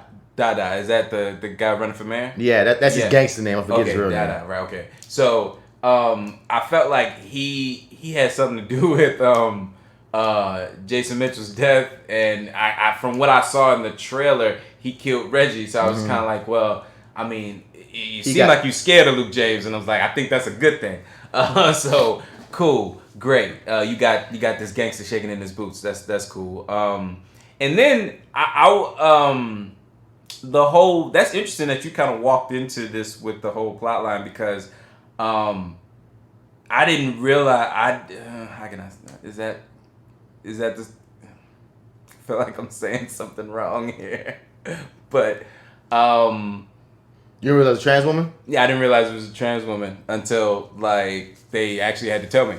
I mean, but that's the cool thing about it. That's the way cool. Is that okay? All right, fair enough. Okay, so it's safe to say that. Okay, cool. I didn't feel like it was safe to say that. No, because at the end of the day, dog, like trans women just want to be seen as just women. You know what I'm saying? So at the end of the day, if you wanted to, and that was the point of that storyline, because even in it, his character's like, I'm not gay. He feels uncomfortable with a gay bar. Yeah, that whole thing. Like I just felt like the whole thing was intriguing. I was like, okay, cool. That like, cause it's, I don't know. I feel like I don't know.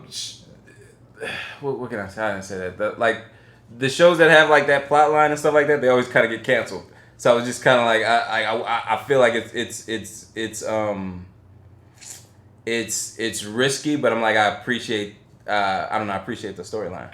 Well, I mean, I just appreciate the visibility of it all because, like, some people will make you believe that, man, gay people, they're gaying up everything, and I'm like, nah. Truthfully, they're just getting more than you're used to them having in media. And if you still look at most media, they're still not that visible. Like, there's not that many trans characters in media. There's there's more they're getting more gay characters in media, but in storylines. But for the most part, it's still mostly straight base shit. Heteronormative shit. So it's funny to me when people just see a little bit of visibility for a smaller group, and it's like, oh my god, you know what I'm saying? But I respect the fuck out of him for taking on that storyline and that character. Again, it was only a rumor that this was it because the actor that played Reggie put out a video recently talking about big up in the show, big up, and he said he still watching so he didn't seem like he had any hard feelings about it. And I feel like, and I was like, they killed him off versus like. Kind of what happened with Jason Mitchell where he just kind of disappeared. So I was like, they actually killed him off. It was intentional. You know right. There's credence to maybe it's a rumor because they killed him off in season 2 anyway. You know what I'm saying? So who knows? We'll never really know. It doesn't honestly it doesn't really matter. But like, I mean, they went on with their plan. But Luke James is a very interesting presence on the show for me or whatever. Okay, what? Okay, one. When I feel like we first came in the game, he was a little stiff. And he's become not on the shy. I mean, when he first started the acting side, I noticed his freshness when he first started coming in. Okay. I think he does a real good job of acting in The Shy, but for me, I'm not too sure who the character is. Oh right, yeah. That was my thing too. Okay. You know what I'm saying? It's like I like he's doing good work, and you see my resume. I'm all for the sensitive gangster. You know what I mean? The gangster is not just the one-dimensional evil. But you know what I mean? I'm all for you giving layers and sensitivities and vulnerabilities to people, like to the hood motherfuckers, because that's another thing people understand too. Motherfucking hood niggas got feelings. You hear me? Like nigga ain't all like, you know what I mean? People act like the most gangster of niggas is gangster 24/7. No, gangsters laugh, nigga. Gangsters cry. Gangsters play video games and eat pizza and shit, nigga. What the fuck? You know what I'm saying? So and Call of Duty. And I don't, and of course in the way that your boy played Reggie, like I don't want Luke to act like Reggie, like so again, like so. But in a way, you introduce Luke as if he's like even more gangster and should be more feared than his brother. You know what I mean? At first, and to the. It's just frustrating for me, son, because at times it doesn't feel like he's that guy. That guy that like that Dada, the big gangster of all gangsters, the boss Don, should have true fear in his heart for when I watch him in other scenes being R&B singer Luke James, just a little bit more gangster. You know what I'm saying? And that's me being facetious. That's me being facetious because again, I think he's doing really good work. Like, you know what I mean? Me as an actor is looking actor to actor like, no, son. Like, you know what I always say, are you believable? You're hella believable. You killing it. You know what I mean? Yeah. But who y'all tell me the character is and who I see the character is at times has a bit of a disconnect for me. Right. Okay. I mean, now that you kind of mentioned it, we're getting like down to the nitty gritty of it too, with a little bit more dissection. I would say that this character does, I guess too, also because I watched Star so recently, like it does like there are layers and shades that are still like the same that kind of travel into this, but for the most part, I feel the overall. Going for something different here, you know what I mean? Yeah, because I don't want to bet. Because again, I'm never trying to box what a nigga from the hood could be or not. Mm-hmm. So that's my two sides going at on one, and I'm like, I don't believe that you're as edgy as they're telling me that you are. I ain't saying you a bitch or nothing either. You feel me? I believe that you have menace, but I feel like they want me to believe you have way more menace than you actually have. But what you're doing is still good, so I don't want to shit on it in any way. And then when I put into the whole storyline you have with your girl, and you and your girl killing it. Him and that actress, they have good chemistry shit too. Yeah, and I love the risks and everything that they're doing there. So I don't want to detract from it, you know? I just want to say how stupid I always felt about asking someone's pronouns in the midst of any sort of real conversation, right, in real life. I don't know. I just feel like it's silly, but it's something that must be done as well. I say sometimes, right, but like I will give the fact that what I just love the scene where she's like, I'm sorry, I don't know your pronouns in the midst of them about to kill each other. You know, just no qualms whatsoever. Just before I say, I don't know your pronouns. Yeah. He and him. That shit was like, funny. Yeah, I love it. Funny, though. That was funny writing. Yeah, I was like, yeah, okay, this is dope. Now, I will say for his character, my nigga, son, you couldn't just expect your little brother just to up and want to fuck with you. Like, I'm glad that they eased it in. He actually told him about who killed. He found the proof that your boy killed him, and because at first I felt like his girlfriend was the audience of like.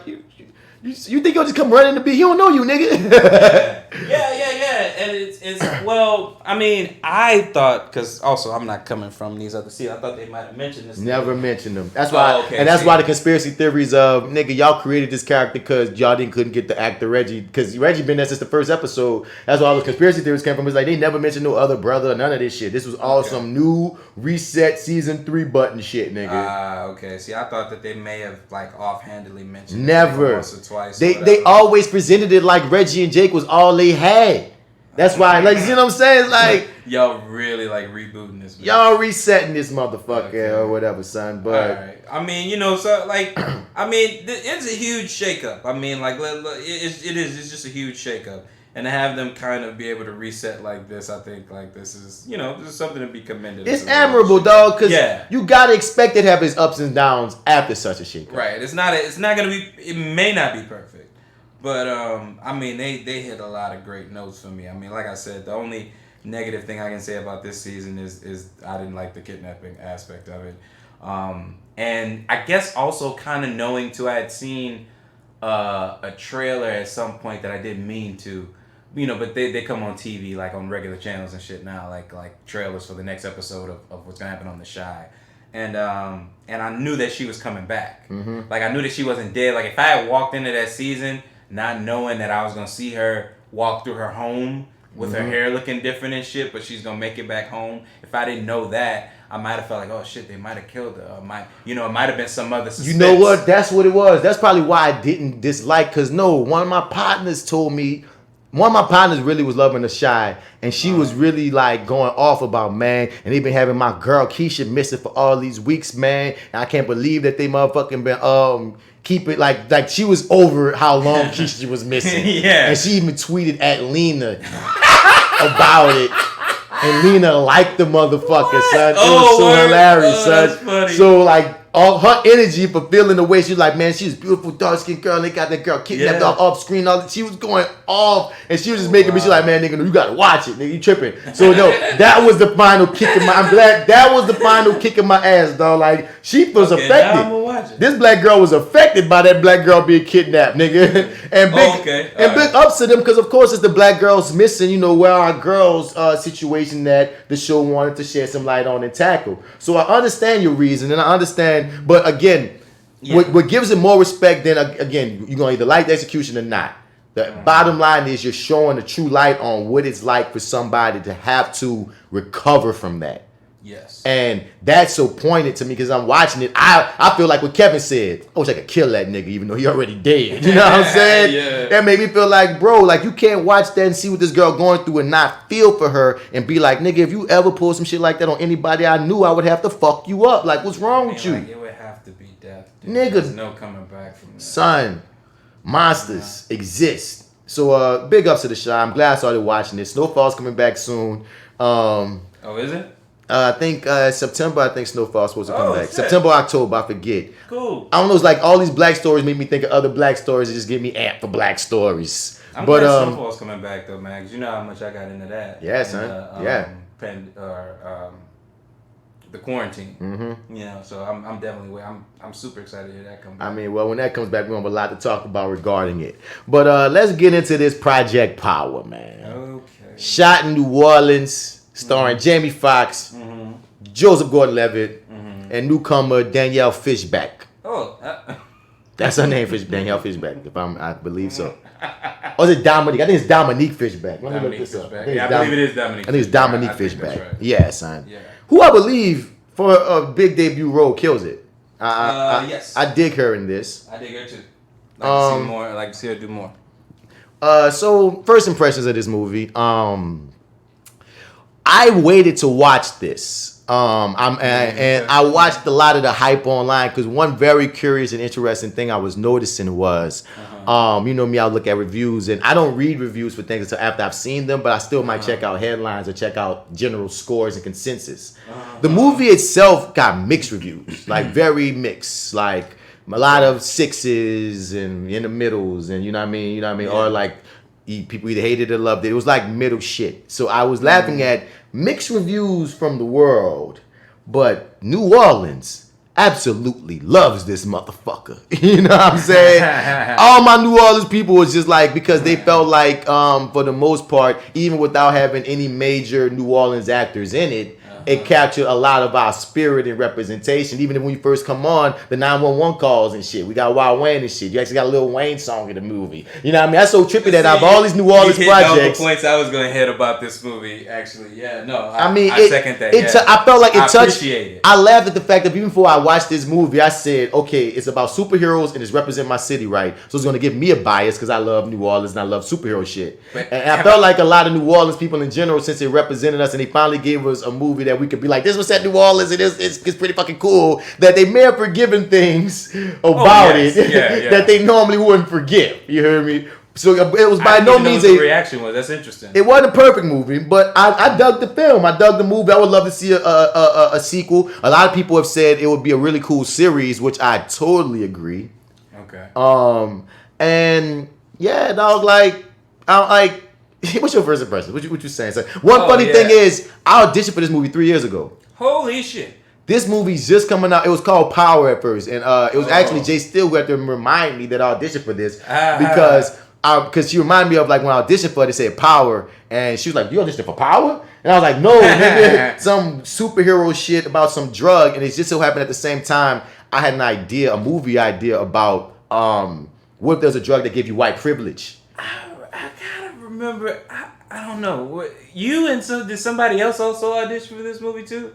I don't know. Okay. All right. Fair enough. I just remember like the concept. I remember you talking about it, but I feel like it was like more than one person was auditioning for it or something like that. But I don't remember. Yeah. Maybe she had auditioned for it too. I don't know. I don't remember. But I just know I had to fucking audition for it. And you know what? Most auditions, if you don't get, you just kind of just forget about it.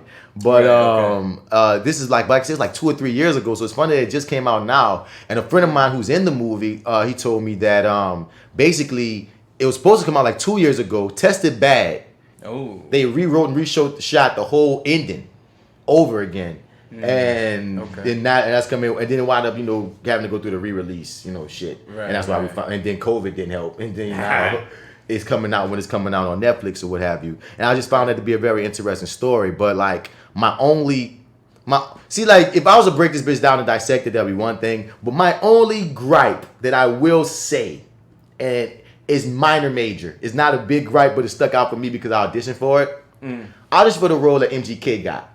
A character named New, right? Oh, okay, yeah. When I saw MGK got it, I was like, okay, that's business. That's what happens sometimes. I ain't feel no kind of way because that's the game. Sometimes you're gonna get it. Sometimes you're gonna give it to some big name or whatever, and that is what it is.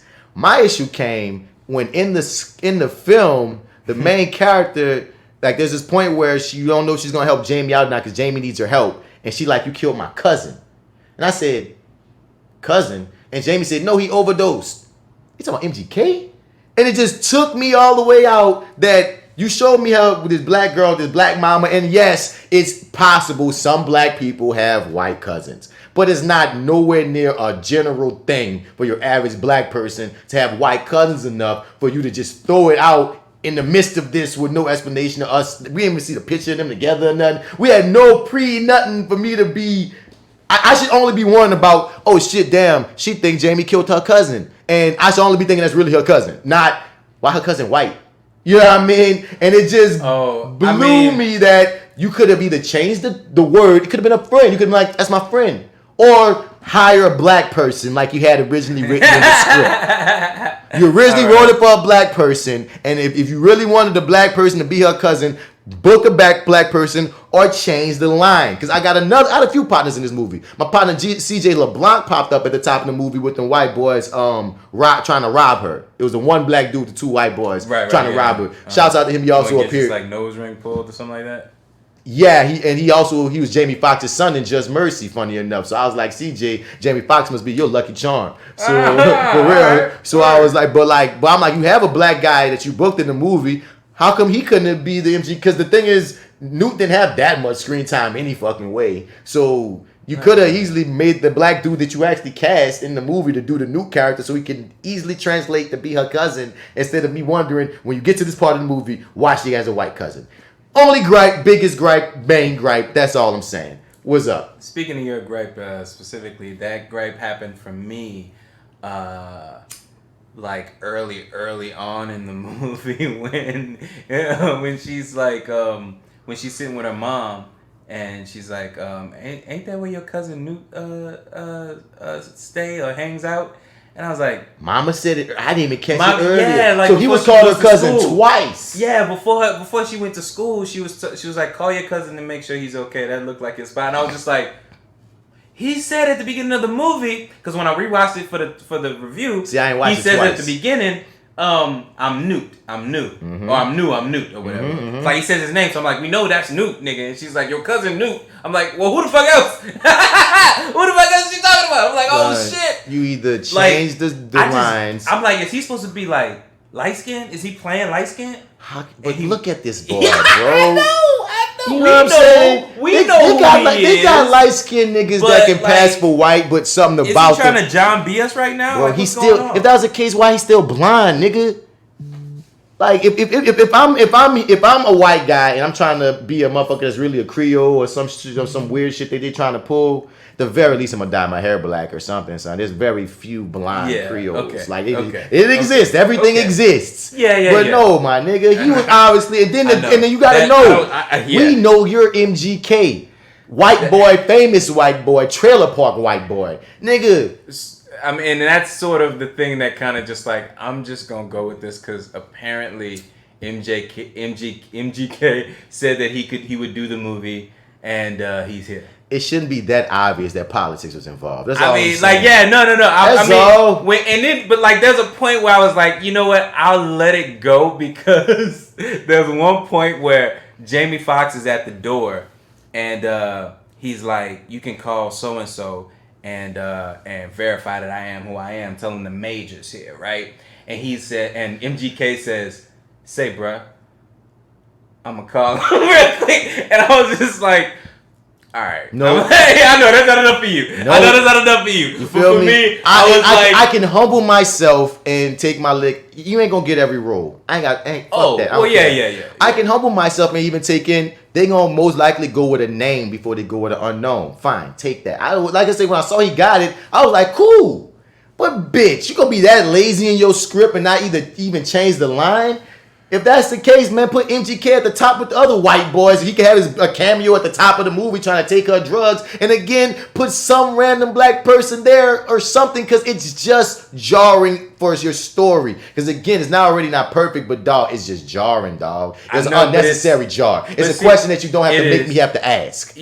True, but like in the overall scheme of things, it's one of how many other jarring things in this movie. You know what I mean? It's kind of like, yeah, I know, but it's like Speed Bump 1.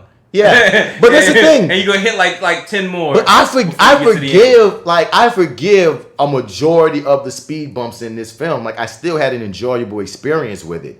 It's just, again, that one just stood out for me. That's all. Fair enough. I have one other gripe, and this is just a personal gripe that I don't expect anyone else to have. But if anyone else has it as well, just trust me, I understand. There's this part where JGL's character, and a lot of people I know like this part, so I'm not gonna hate on you and understand why you would like it. He was talking about JGL. That's what they call him online. That's what I got in my head. But how us as New Orleanians we can't. You know what happens the last time we trusted men in suits, and from a meta perspective, I understand that you're trying to give us that line to shout out on some New Orleans shit. But some just felt like a little patronizing to me, especially since like I'm watching a dude that I know ain't from here, didn't go through this struggle, and can't even get the accent, spew this line that I know of some writer that most likely ain't from here, putting this motherfucker because you wanted it to seem like you was down. And there's just something about it. We appreciate you guys. We love you guys. We love the culture. But it for some reason it took me out because one, I feel you. You didn't really hire nobody from here. Like talking about it as nothing. Like I said, my dude Chris, he one of the bodyguards. My dude Chris and my dude Theo, they're the bodyguards for Jamie at the end of the movie. Or whatever. I know them, they from New Orleans. My dude CJ, that was at the top, I told you, he from New Orleans, but he was hired out of LA anyway.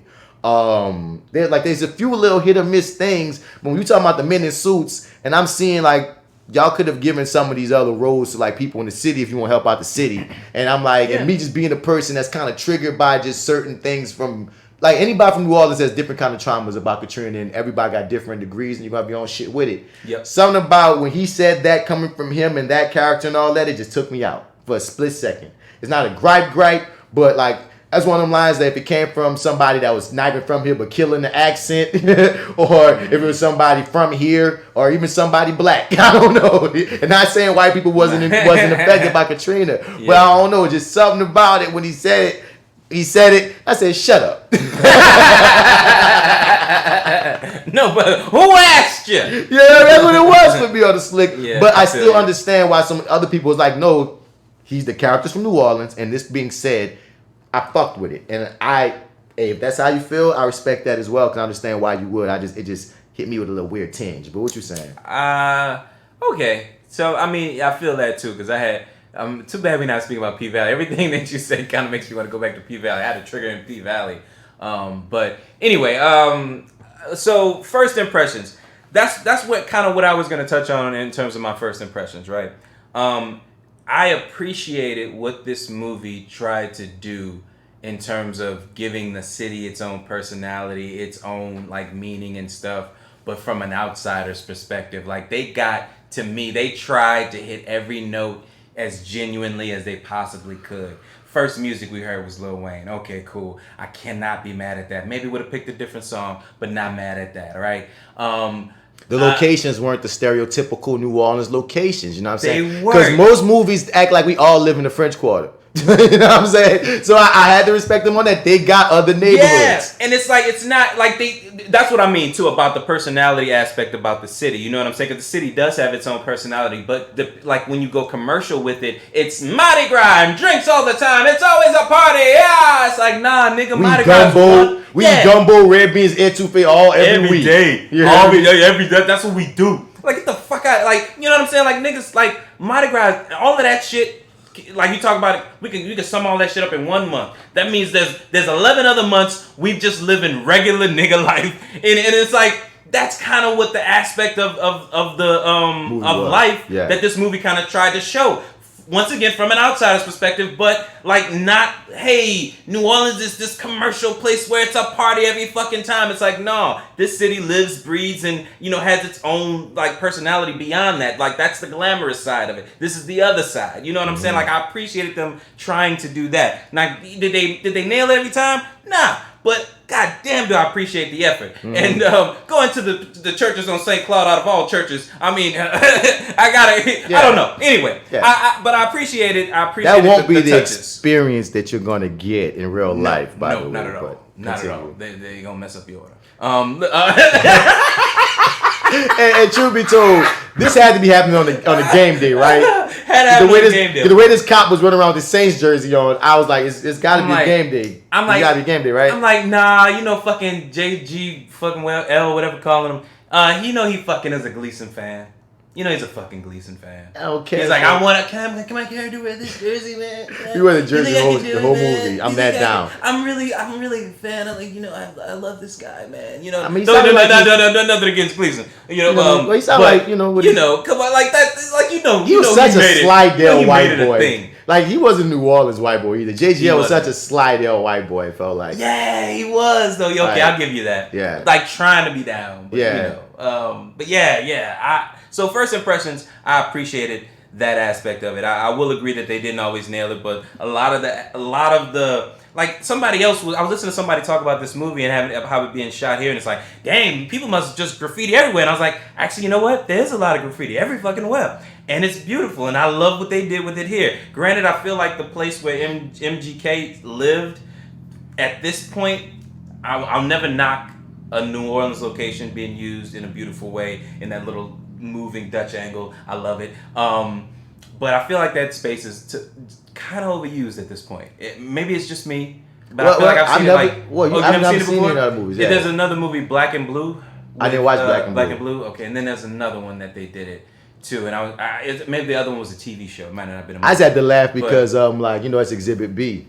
Right, and, like, no one ever actually lives there, and it's just one of those. But I appreciate the movie magic. Yeah, but like people who work, like these guys are in Austin, they were talking about it, and they were like, "Yeah, man, that must be a real fun place to live in with all the graffiti and stuff." I'm like, that is not like people really don't live there. They don't really live there. But I gotta pause and tip my hat to movie magic because I got kind of annoyed by this New Orleans person who shared a clip from Project Power, and they were talking about how I hate when they come in and do this in our city, man. They be having a motherfucker riding their bike uptown, and they just make one turn and they're massively on the West Bank. And I'm like, bro, calm down. Every movie, the way that locations go, they're not going to show. They do that. It's about what it looks like. You know what I mean? You're gonna if you was a New Yorker, you probably go crazy about how a motherfucker get from one part of the city to another part of the city in one step. That's just movies. It's about location. Yeah. It's about the visual art. It's not them just picking on New Orleans and they not knowing how New Orleans is composed. No, bro, nigga, me sitting in New Orleans when I'm watching the movie from Cali or New York, I don't know what street go to what street. And that's the whole point. It's the same way, bro. Come on, guys. Just respect the movie magic. No one lives in Exhibit B. Okay, yeah, nobody lives in Exhibit B. It's but also, fine. I gotta take the L if also I can't stand when New Orleans is like Florida. I'm sorry. Oh, when what? What's the name of the movie? Queen and Slim. Oh, where we were every goddamn where, but we were still in New Orleans.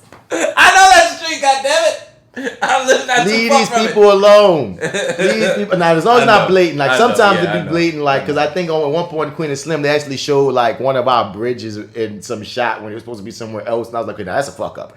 But us New Orleans people with these keen eyes, where it can really be camouflaged, leave these filmmakers alone. Because as a filmmaker, I'm about to do the same shit, and most people, everyone does it. It's part of the game. But what you saying, Zad? Yeah, but I don't forget. But yeah, first impressions. Beyond it as business. First impressions. It worked. Yeah, it worked though. It worked. It worked more than it didn't. It worked more than it didn't, and I saw to me, it felt genuine.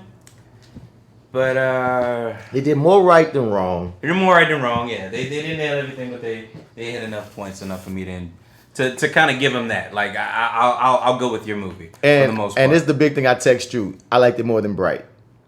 Yeah, after that text, I was kind of like, because it reminds interesting comparison. It reminds me of Bright. It's They threw us in a world that had its own rules that break, fantasy and all that shit. We got a black guy and a white guy protagonist that have issues with each other or whatever, and it's like that. Like it wasn't Bright, but it was like it just reminded me of it because it was similar. It's a Netflix joint. It's like okay, and I had way more fun with this than Bright, and Bright's getting a sequel, and a lot of people love Bright, and I dug this more than Bright. Yeah, I was like, I did dig this more than Bright, but I was kind of like, fair enough. But I think I probably enjoyed Bright a little more than you. But you do. I appreciate the world that Bright created, and I think Bright is going to be a situation of the sequel is going to be better than the first one. But Project Power, like the whole concept of while we're in a superhero situation, like I love that the concept there's a drug. Even though Black Lightning did this like last year already. This is Black Lightning. This is a Black Lightning storyline. If you like Project Power, go watch Black Lightning. But the concept of a street drug that gives you powers for 5 minutes and green light.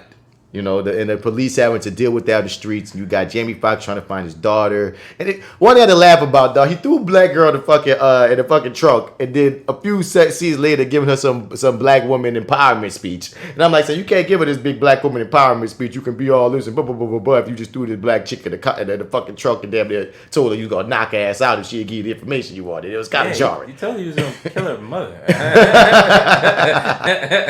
You said she was going to slit her mother's throat. That's you're intense, bro. Yeah, it was kind of raw. And before we get to that, fuck that white teacher for having that girl rap to keep her grade. Now I understand it was a fucking dream that she actually rapped, but I think it wasn't a dream that he asked her to do it. Man, fuck you, man. That pissed me off in real life. Like you, what?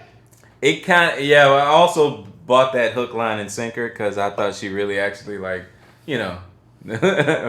her way into a seat. Miss Fishback was killing all of her rappers, by the way, and big ups to her to say that she said she did spoken word before this, but she wasn't a rapper, and she was very believable in her spitting, especially that scene with her and Jamie. She actually came off more like a spoken word artist, like initially, and then it's like, okay, well, the way I started to receive it was like, because for a little bit, it was like she's maybe a half a step behind, but I'm like, this is also a freestyle off of the dome, so she's formulating. And a lot of it is acapella. Okay, fair enough. Okay, right. So I was just like, it's also I was attributing it to she's freestyling, so she's coming up with every single line as she's saying the line she's saying, she's processing the next one in her head. So I'm like, it can be that because this is creation in its purest form right here, so it may be a half a step off or behind, you know what I mean, whatever. But I don't know, I felt like for the lyrics and stuff they were given there all were killed. I was just kind of like, well damn. Typically she came across like a spitter in that scene when Jamie called her out on it though. That was but see, that was like the peak. Yeah, it was. It's just like, no, get the fuck off of me. You know what I'm saying? I'm on fire. So she killed that. You know what I mean? Like that. Yeah, I agree with that. That was the best one. That was my favorite one. Yeah, I should say. That was the one that left. Oh, you are a spitter. Okay, yeah, and it's like, and I kind of, I don't know if I'm mad with the movie for sort of in the trailer giving us the impression that was her power versus like her actual natural born I didn't skill. watch the trailer. Oh. So I mean, I saw you said it in the movie. That's your superpower, as you know. But you saying in the trailer, it made it feel like she's gonna be able to do things with it or something. Like Rumor on Umbrella Academy, she could rap you into doing some shit that you didn't want to do, bitch. I don't know. Maybe that was the next level to it, but they did make it seem like she takes this pill and she can rap about anything. Yeah, she ain't never rhyme take the with pill. Automatopoeia. Gotta see it. Now pause. And I'm gonna say this when you talking about taking a pill. JGL was right. If they got criminals out here taking superhero pills, you out your fucking mind if I'm gonna be a cop out here on these streets. These unregulated pills, they're gonna kill us all. They literally take out the entire precinct, you want us to go here and not juice up. Get the fuck out of here. You see, if I wouldn't have juiced up that day that I got in trouble when you set me up for this whole situation to chase Jamie, I would be dead. Yeah. And because I did that, you sent me on this fucking wild goose chase because you try to set me up to get killed any goddamn way. Yeah. That was all fuckery, man. I love the fact that Courtney, I don't know, I'm seeing this Courtney B. Vance everywhere now. Yeah, he popping up. Because he just was on Lovecraft Count. Oh, we going to talk about that too. Oh, next episode going to be live, y'all. We talking P-Valley, Lovecraft Country, and motherfucking Umbrella Academy. Oh, it's going down. We got things to say on that. Yes. But, right. as far as Project Power goes, why you going to bring up Lovecraft Country right now? I'm sorry. Ooh. I was thinking about that when I rewatched it. I was like, yeah, that nigga is popping up everywhere, man. Oh. He's back in our faces. I appreciate it. I love it. But yeah. Anyway, yeah. But yeah. Fair enough. Okay. Yeah. So, but who else we got? I like I wish, and I guess that's the case in a lot of these movies where there are characters that are just meeting for the first time and we don't quite know if they're all on the same side, or the characters don't know who the other ones are, what their intentions are. So it takes a while before they all become a team and are working together in unison. Yeah. And it's like, that's when I dig it the most, but it's like, that's the last 20, 15 minutes of the movie. When they come together. And because we didn't really get to see the chemistry as much as we wanted to. Because you see JGL and Jamie Foxx in the movie, you're like, oh shit. two actors about to go off, but they were really at odds and not even in scenes together for majority of it. Yeah, and it's just, I mean, when they did come together, you know, the shit was fun. It was just short-lived, that's all. I wish it could have been longer, but also, too, on top of that, let me see, what was I thinking about the movie? No, my brain is kind of loofing. I would never have my girlfriend take no fucking pill and be no experiment so y'all could see if Elsa could join the X-Men. That was fucked up what happened to that girl, bro. We had our nigga from Westworld and that bitch selling that pill to them people. And oh yeah, shout out to my nigga Sam Malone. Sam Malone was also in the movie as a bodyguard. What season was he from? The Nick, man, he your boy with the cowboy hat, man, on Westworld. That was fucking Sandy Newton. Yeah. Oh, he was your boy selling the shit. Yeah, that turned into the big monster.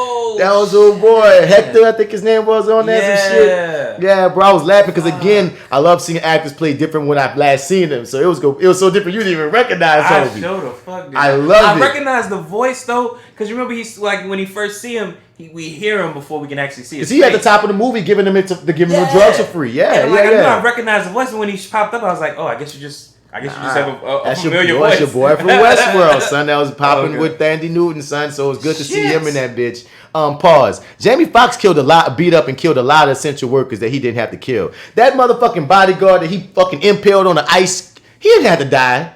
He had to do him that. At some point. Why? He there on the clock. Once that shit started going down, my G. Beat him up, knock him out like every other person.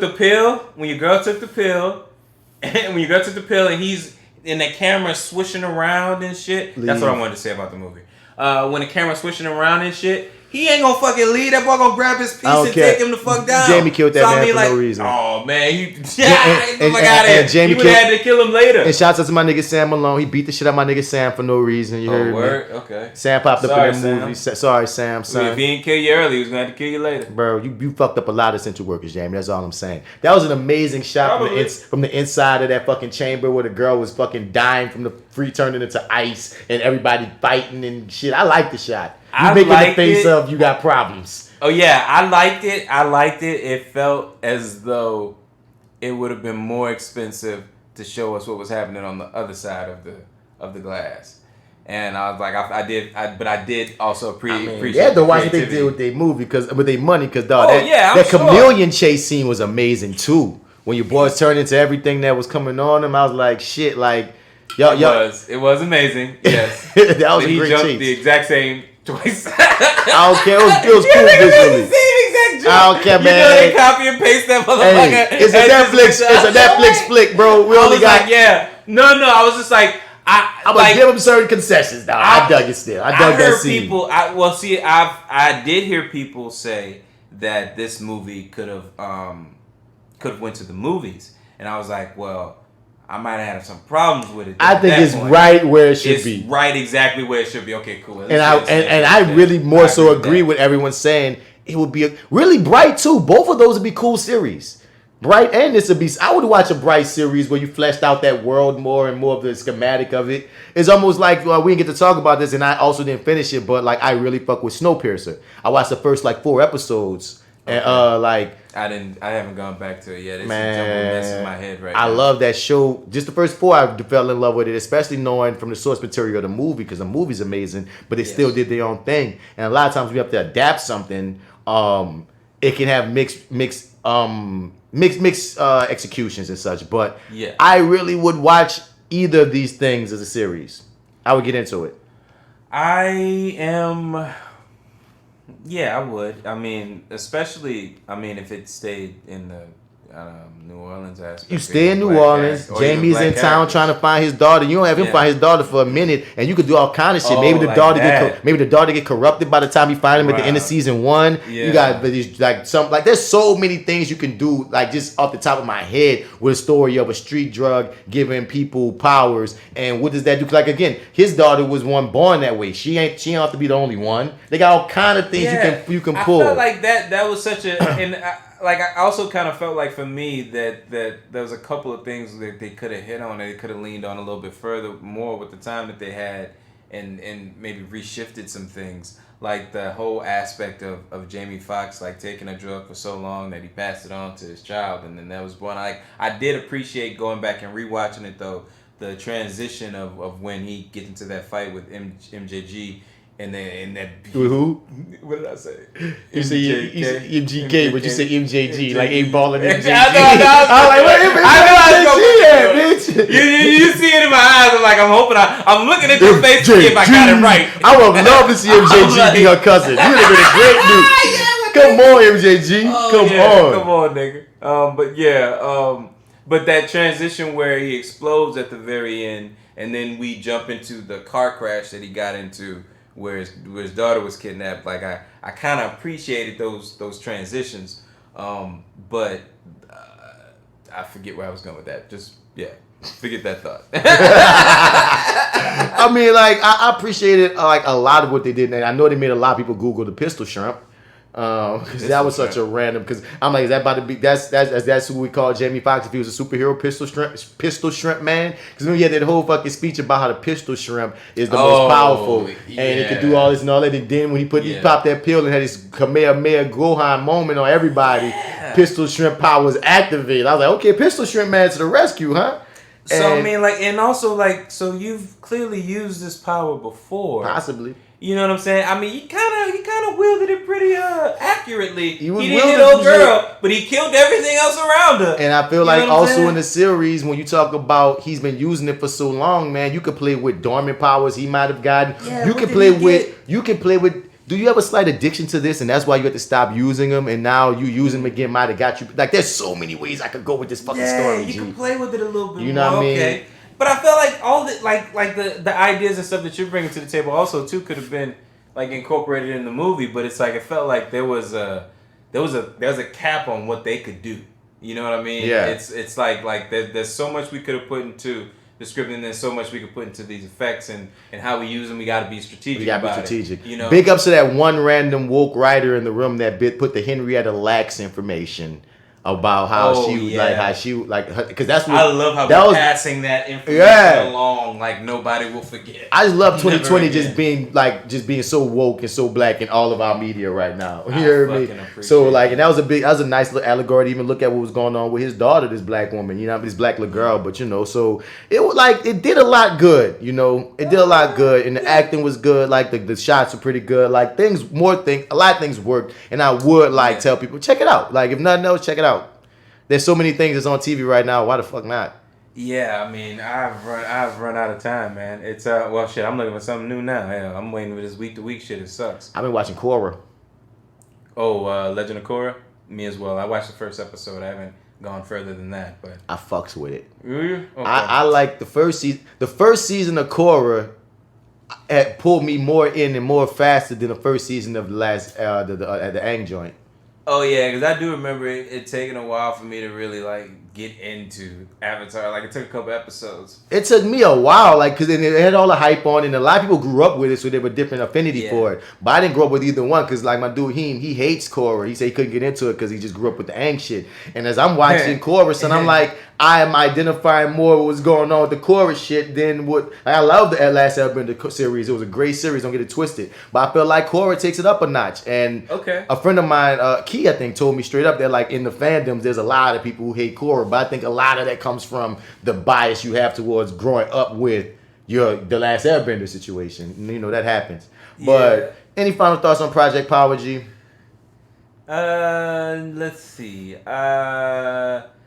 Hope to see. What was the actress's name who plays? Was it Robin? Yeah, Robin was the character, right. The sidekick. Robin. We saw what you were doing. We see what you're doing. Yeah, I hope to see more from her. I thought she was dope. You saw your audition story? Her audition story? No. What was it? She had either her callback. She had to fly out to California, and she lost a wallet that had all her money, her credit cards, and everything or whatever. Ooh. Luckily, you know, she would still be able to check into the hotel because, you know, they had bought the hotel room for her. So she was able to check into the hotel. And she was, I'm just going to worry about it later because I got this callback I got to kill. You feel me? Mm-hmm. She go there. Jamie Foxx is at the callback and everything. And she run that bitch, and the people, they go, and they like, you know, they talking to her. And she was like, well, you know, this was great, man, because I lost my wallet, and, you know, it's been crazy, but I'm happy, She's like, Jamie was like, oh, you lost your wallet? That means you need some money? You know what I'm saying? He pulled out an envelope, boom, gave her $100 right there. Then the director who was also there was like, well, here goes some money too. Match the 100. So Jamie laughed. He was like, see, this is the first time you ever went to audition again and came out with some money. Huh? Like, you know what I mean? Yeah. It was like, that was some cool shit. And then she wanted to actually get in the role. And then after everything was over at the premiere, she framed the $100 and gave it back to Jamie. She signed the $100 bill, framed it, and gave it to Jamie. And I thought it was some cool shit. Yeah, that's cool, man. Mm-hmm. Well, I dug. I think she was really spot on here. Of course, I love Joyce. That's why we say JGL, bitch. This nigga alone, Joseph Gordon-Levitt. Yeah, amazing actor. He's like him. We didn't talk much about him, but he does it. He always does a great job. Like the fuck, you can't. Say nothing. Like at this point, when you look at you're happy to see. I just him and Jamie, son, is like it makes no sense to even talk about the acting because when you have people that great, what's the point? Yeah, I'm trying to think. Like, was there any like surprises or anything there that was her mom the mother from Gullah Gullah Island? No. Okay. But I really dug how realistic her mom was. I love that scene when JGL popped in and saved her from the niggas the niggas in the suits and yes. shit. Okay. That was a great something. Scene. Yeah, we didn't talk about that scene. I love that scene. That scene was awesome. But I love with the mom right after she was saved, then she questioned his ass. Like, you know what I mean? Yeah, she was like, "Can I see your bag?" Yeah, right, nigga, what the fuck? And that was such a black woman moment, black mama moment there. I love that. But yeah, it's like again, a lot of great shit in the film. Yeah, now that you mention it, I guess I would be interested in the show because there's a lot of expansion you can do with all of the world that they built. It'll be better than the movie because like you can go anywhere with it. It doesn't have to. Unfortunately, like not to discourage anybody from shooting here, but like the way what they've created, it doesn't have to take place in New Orleans. It can grow kind of like how Watchmen they was to make another season of Watchmen. You could put it almost anywhere if you just told the story that way. Yeah. But I want to say this, like I think it's a really good movie. I don't think it's as amazing as some people think. I think it's a really good joint. Like it was fun. It was like it's amazing not, wouldn't be the word I use. Yeah, because it's not one that I like. I'll probably watch it again. You feel me? But it's not something that I would just like watch regularly like that. You know what I'm saying? It was really good though. I fuck with it, and I think it's another one of I would love to see a sequel, and I really believe a freaking series would take it even to another level because the concept is that's what's amazing to me. The concept more so than anything else. Yeah. In terms of like couch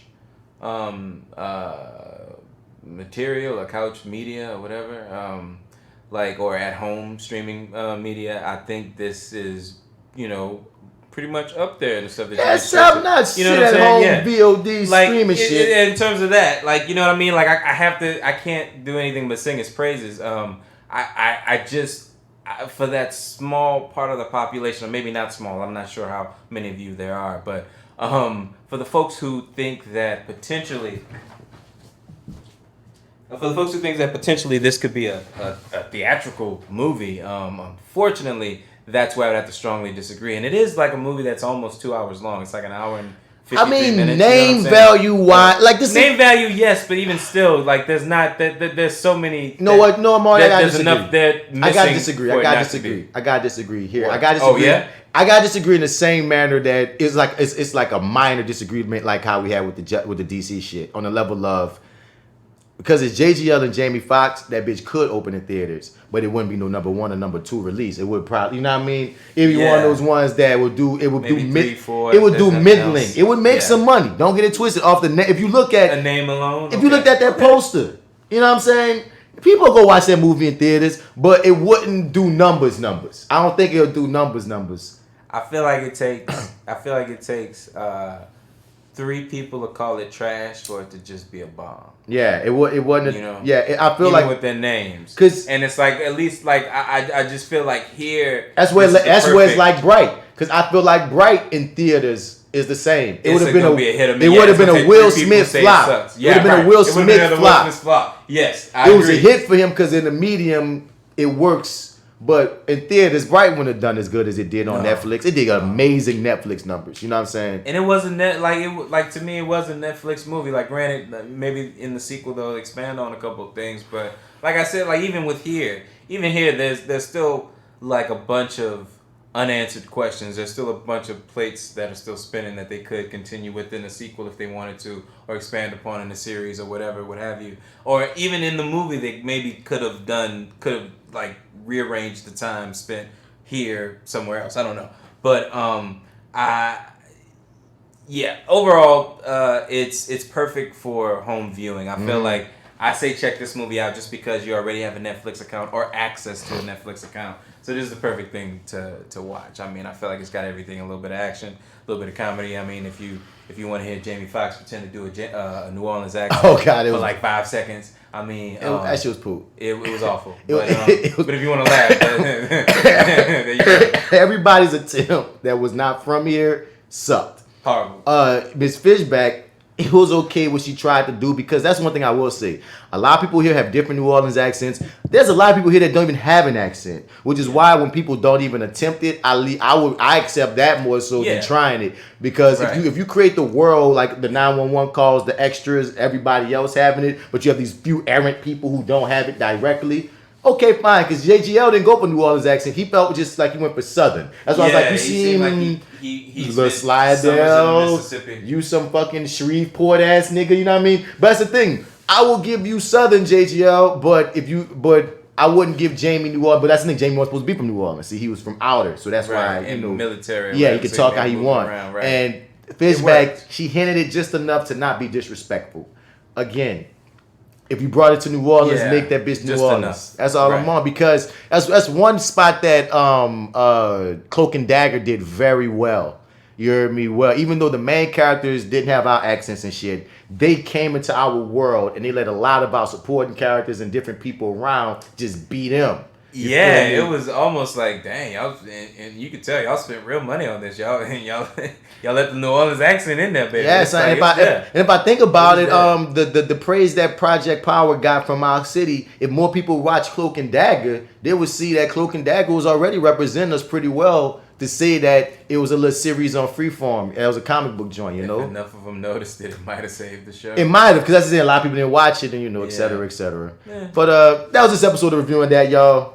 We coming back with that P-Valley, that Umbrella Academy, and that motherfucker. It was 3: P-Valley, Umbrella Academy, and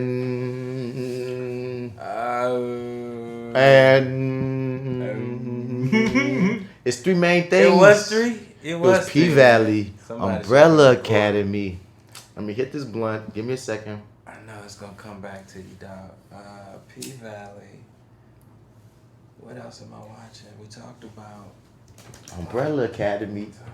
This is gonna be the funniest part of the whole podcast when we try to edit it. We can't edit it because we can't remember the third thing, and we just said it. P-Valley, Umbrella Academy. I've been watching The Witcher. Oh, Lovecraft Country. Lovecraft Country. Boom. That's it. That's what we coming back with next.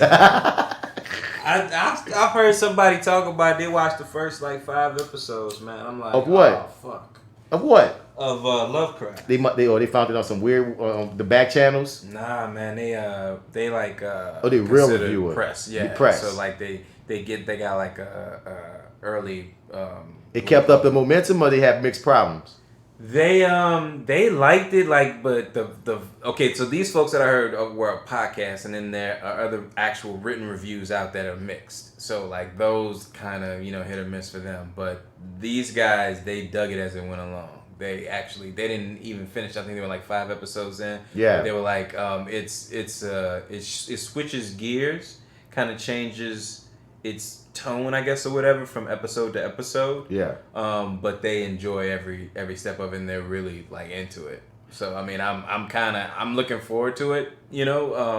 I thought that the first episode was gonna maybe drag a little bit based off how they said it started. Mm-hmm. But like, I'm like, I don't know what the hell they were talking about. Maybe they were downplaying it to not give too much away. But as far as I was concerned, it went off without a bang. But I had a time. With a bang. I'm sorry. I can't wait to talk about this, but I'll just say this as just a little hint. Yeah. I thought it was about one thing and was fucked up because it wasn't about what I thought it was. So it took me a little minute to adjust to what it actually was. And then it also went left on its own and within its own self and its own scope. And it brought me to a place of it's Jordan Peele, and that's why I'm fucking with it. But we're going to get way more deep into that next episode when we get to talk about it, because by then we'll have 2 episodes to be able to judge off. Right, and we'll definitely have more to say on it. And P-Valley on break anyway, so by next episode we'll be able to like run it about that whole season as where it is right now. They're on break? They said the new episodes don't come till August 30th. What? That's the next episode. So it's like a week break. Wait, how many episodes? I thought there was only one more. There's like 8 this year?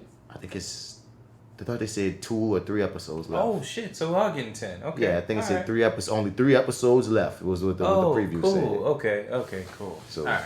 boom. All right, that's cool. So yeah, message like the guy, Mr. Bats. Man, you can find me at Mr. Bats. Spell it, Mr. Out. You're gonna find another cat on most of your social media platforms and all that. Hit us up at reviewingdat@gmail.com. You refer it, we review it. That's how we do it. You right, dig? In time. Besides in time, but why you gotta bring that up? You heard me?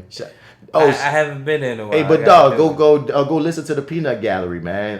That's the dude, our homie Peanut, who actually had us do the End Time review that got lost in space. The Peanut Gallery. That's his podcast with him and his homies, and I dig it, bro. And I don't even always agree with his homies in particular. And that's how you know you got a good podcast, when you keep people listening even if they don't always agree with what y'all saying, because like listening to them talk sound like listening to like some offshoot of like Your30, FlyWithBats. They just like 3 black dudes. That's not them. See, they gave themselves a name that other motherfuckers have. That's them. Okay. Boom. Okay. And but that's my dog Peanuts podcast. And yeah, dog, go fuck with my dudes, because they talk about a whole bunch of roundabout shit, and intelligent black men talking that real. Word. All right. You can find me, Marty, MartyEdwards 504 on Instagram, Twitter, and Snapchat. Also want to go to lowrainpictures.com, click on that Your30 tab, like, rate, share, give us a 5-star review on iTunes, and we'll read it on the show. I don't have any shit to give to Arrogant Observer this week, so it's no longer a safe space. If he listens to this. If he makes it through. Okay, all right, fair enough. Look at that. All I needed was a fresh battery. Okay. Yeah, man. Yeah. But nothing this week. That's all I got for you folks. Did I finish listening to y'all last episode? I started it. What the fuck y'all was talking about? Because I tend to always have something I be wanting to tell you in person after I listen to y'all episodes. What we talking about? And then I get to you and forget what the fuck it was that I wanted to say in person to your ass. And now, I didn't. I got 50 minutes left. Yeah, I just started it. You just started. Yeah, so I ain't got nothing. I ain't got no shit to talk to you this week. I ain't really. Yeah, we really. All I talked about, I think, this week was Mike Tyson being the monster that he is, and Roy Jones being an excellent boxer. You need to sit the fuck down, bro. Okay, cool. We on the same page. You need to sit down. I'm just like, hey, man. Bro, he must have forgot. You might as well just. He must have forgot. This is who the fuck Mike Tyson is. Yo, wasn't even in the same weight class when you was in your prime. G, stop, just stop, bro. And they gonna and the rumor is they're banning knockouts. How you gonna ban a knockout, nigga? How do you enforce a ban of a knock? Like, if he get knocked the fuck out, he get knocked the fuck out. You do know that Tyson's powerful enough to punch this man in his stomach and knock him out, like, you know what I'm saying? Yeah, I mean, okay.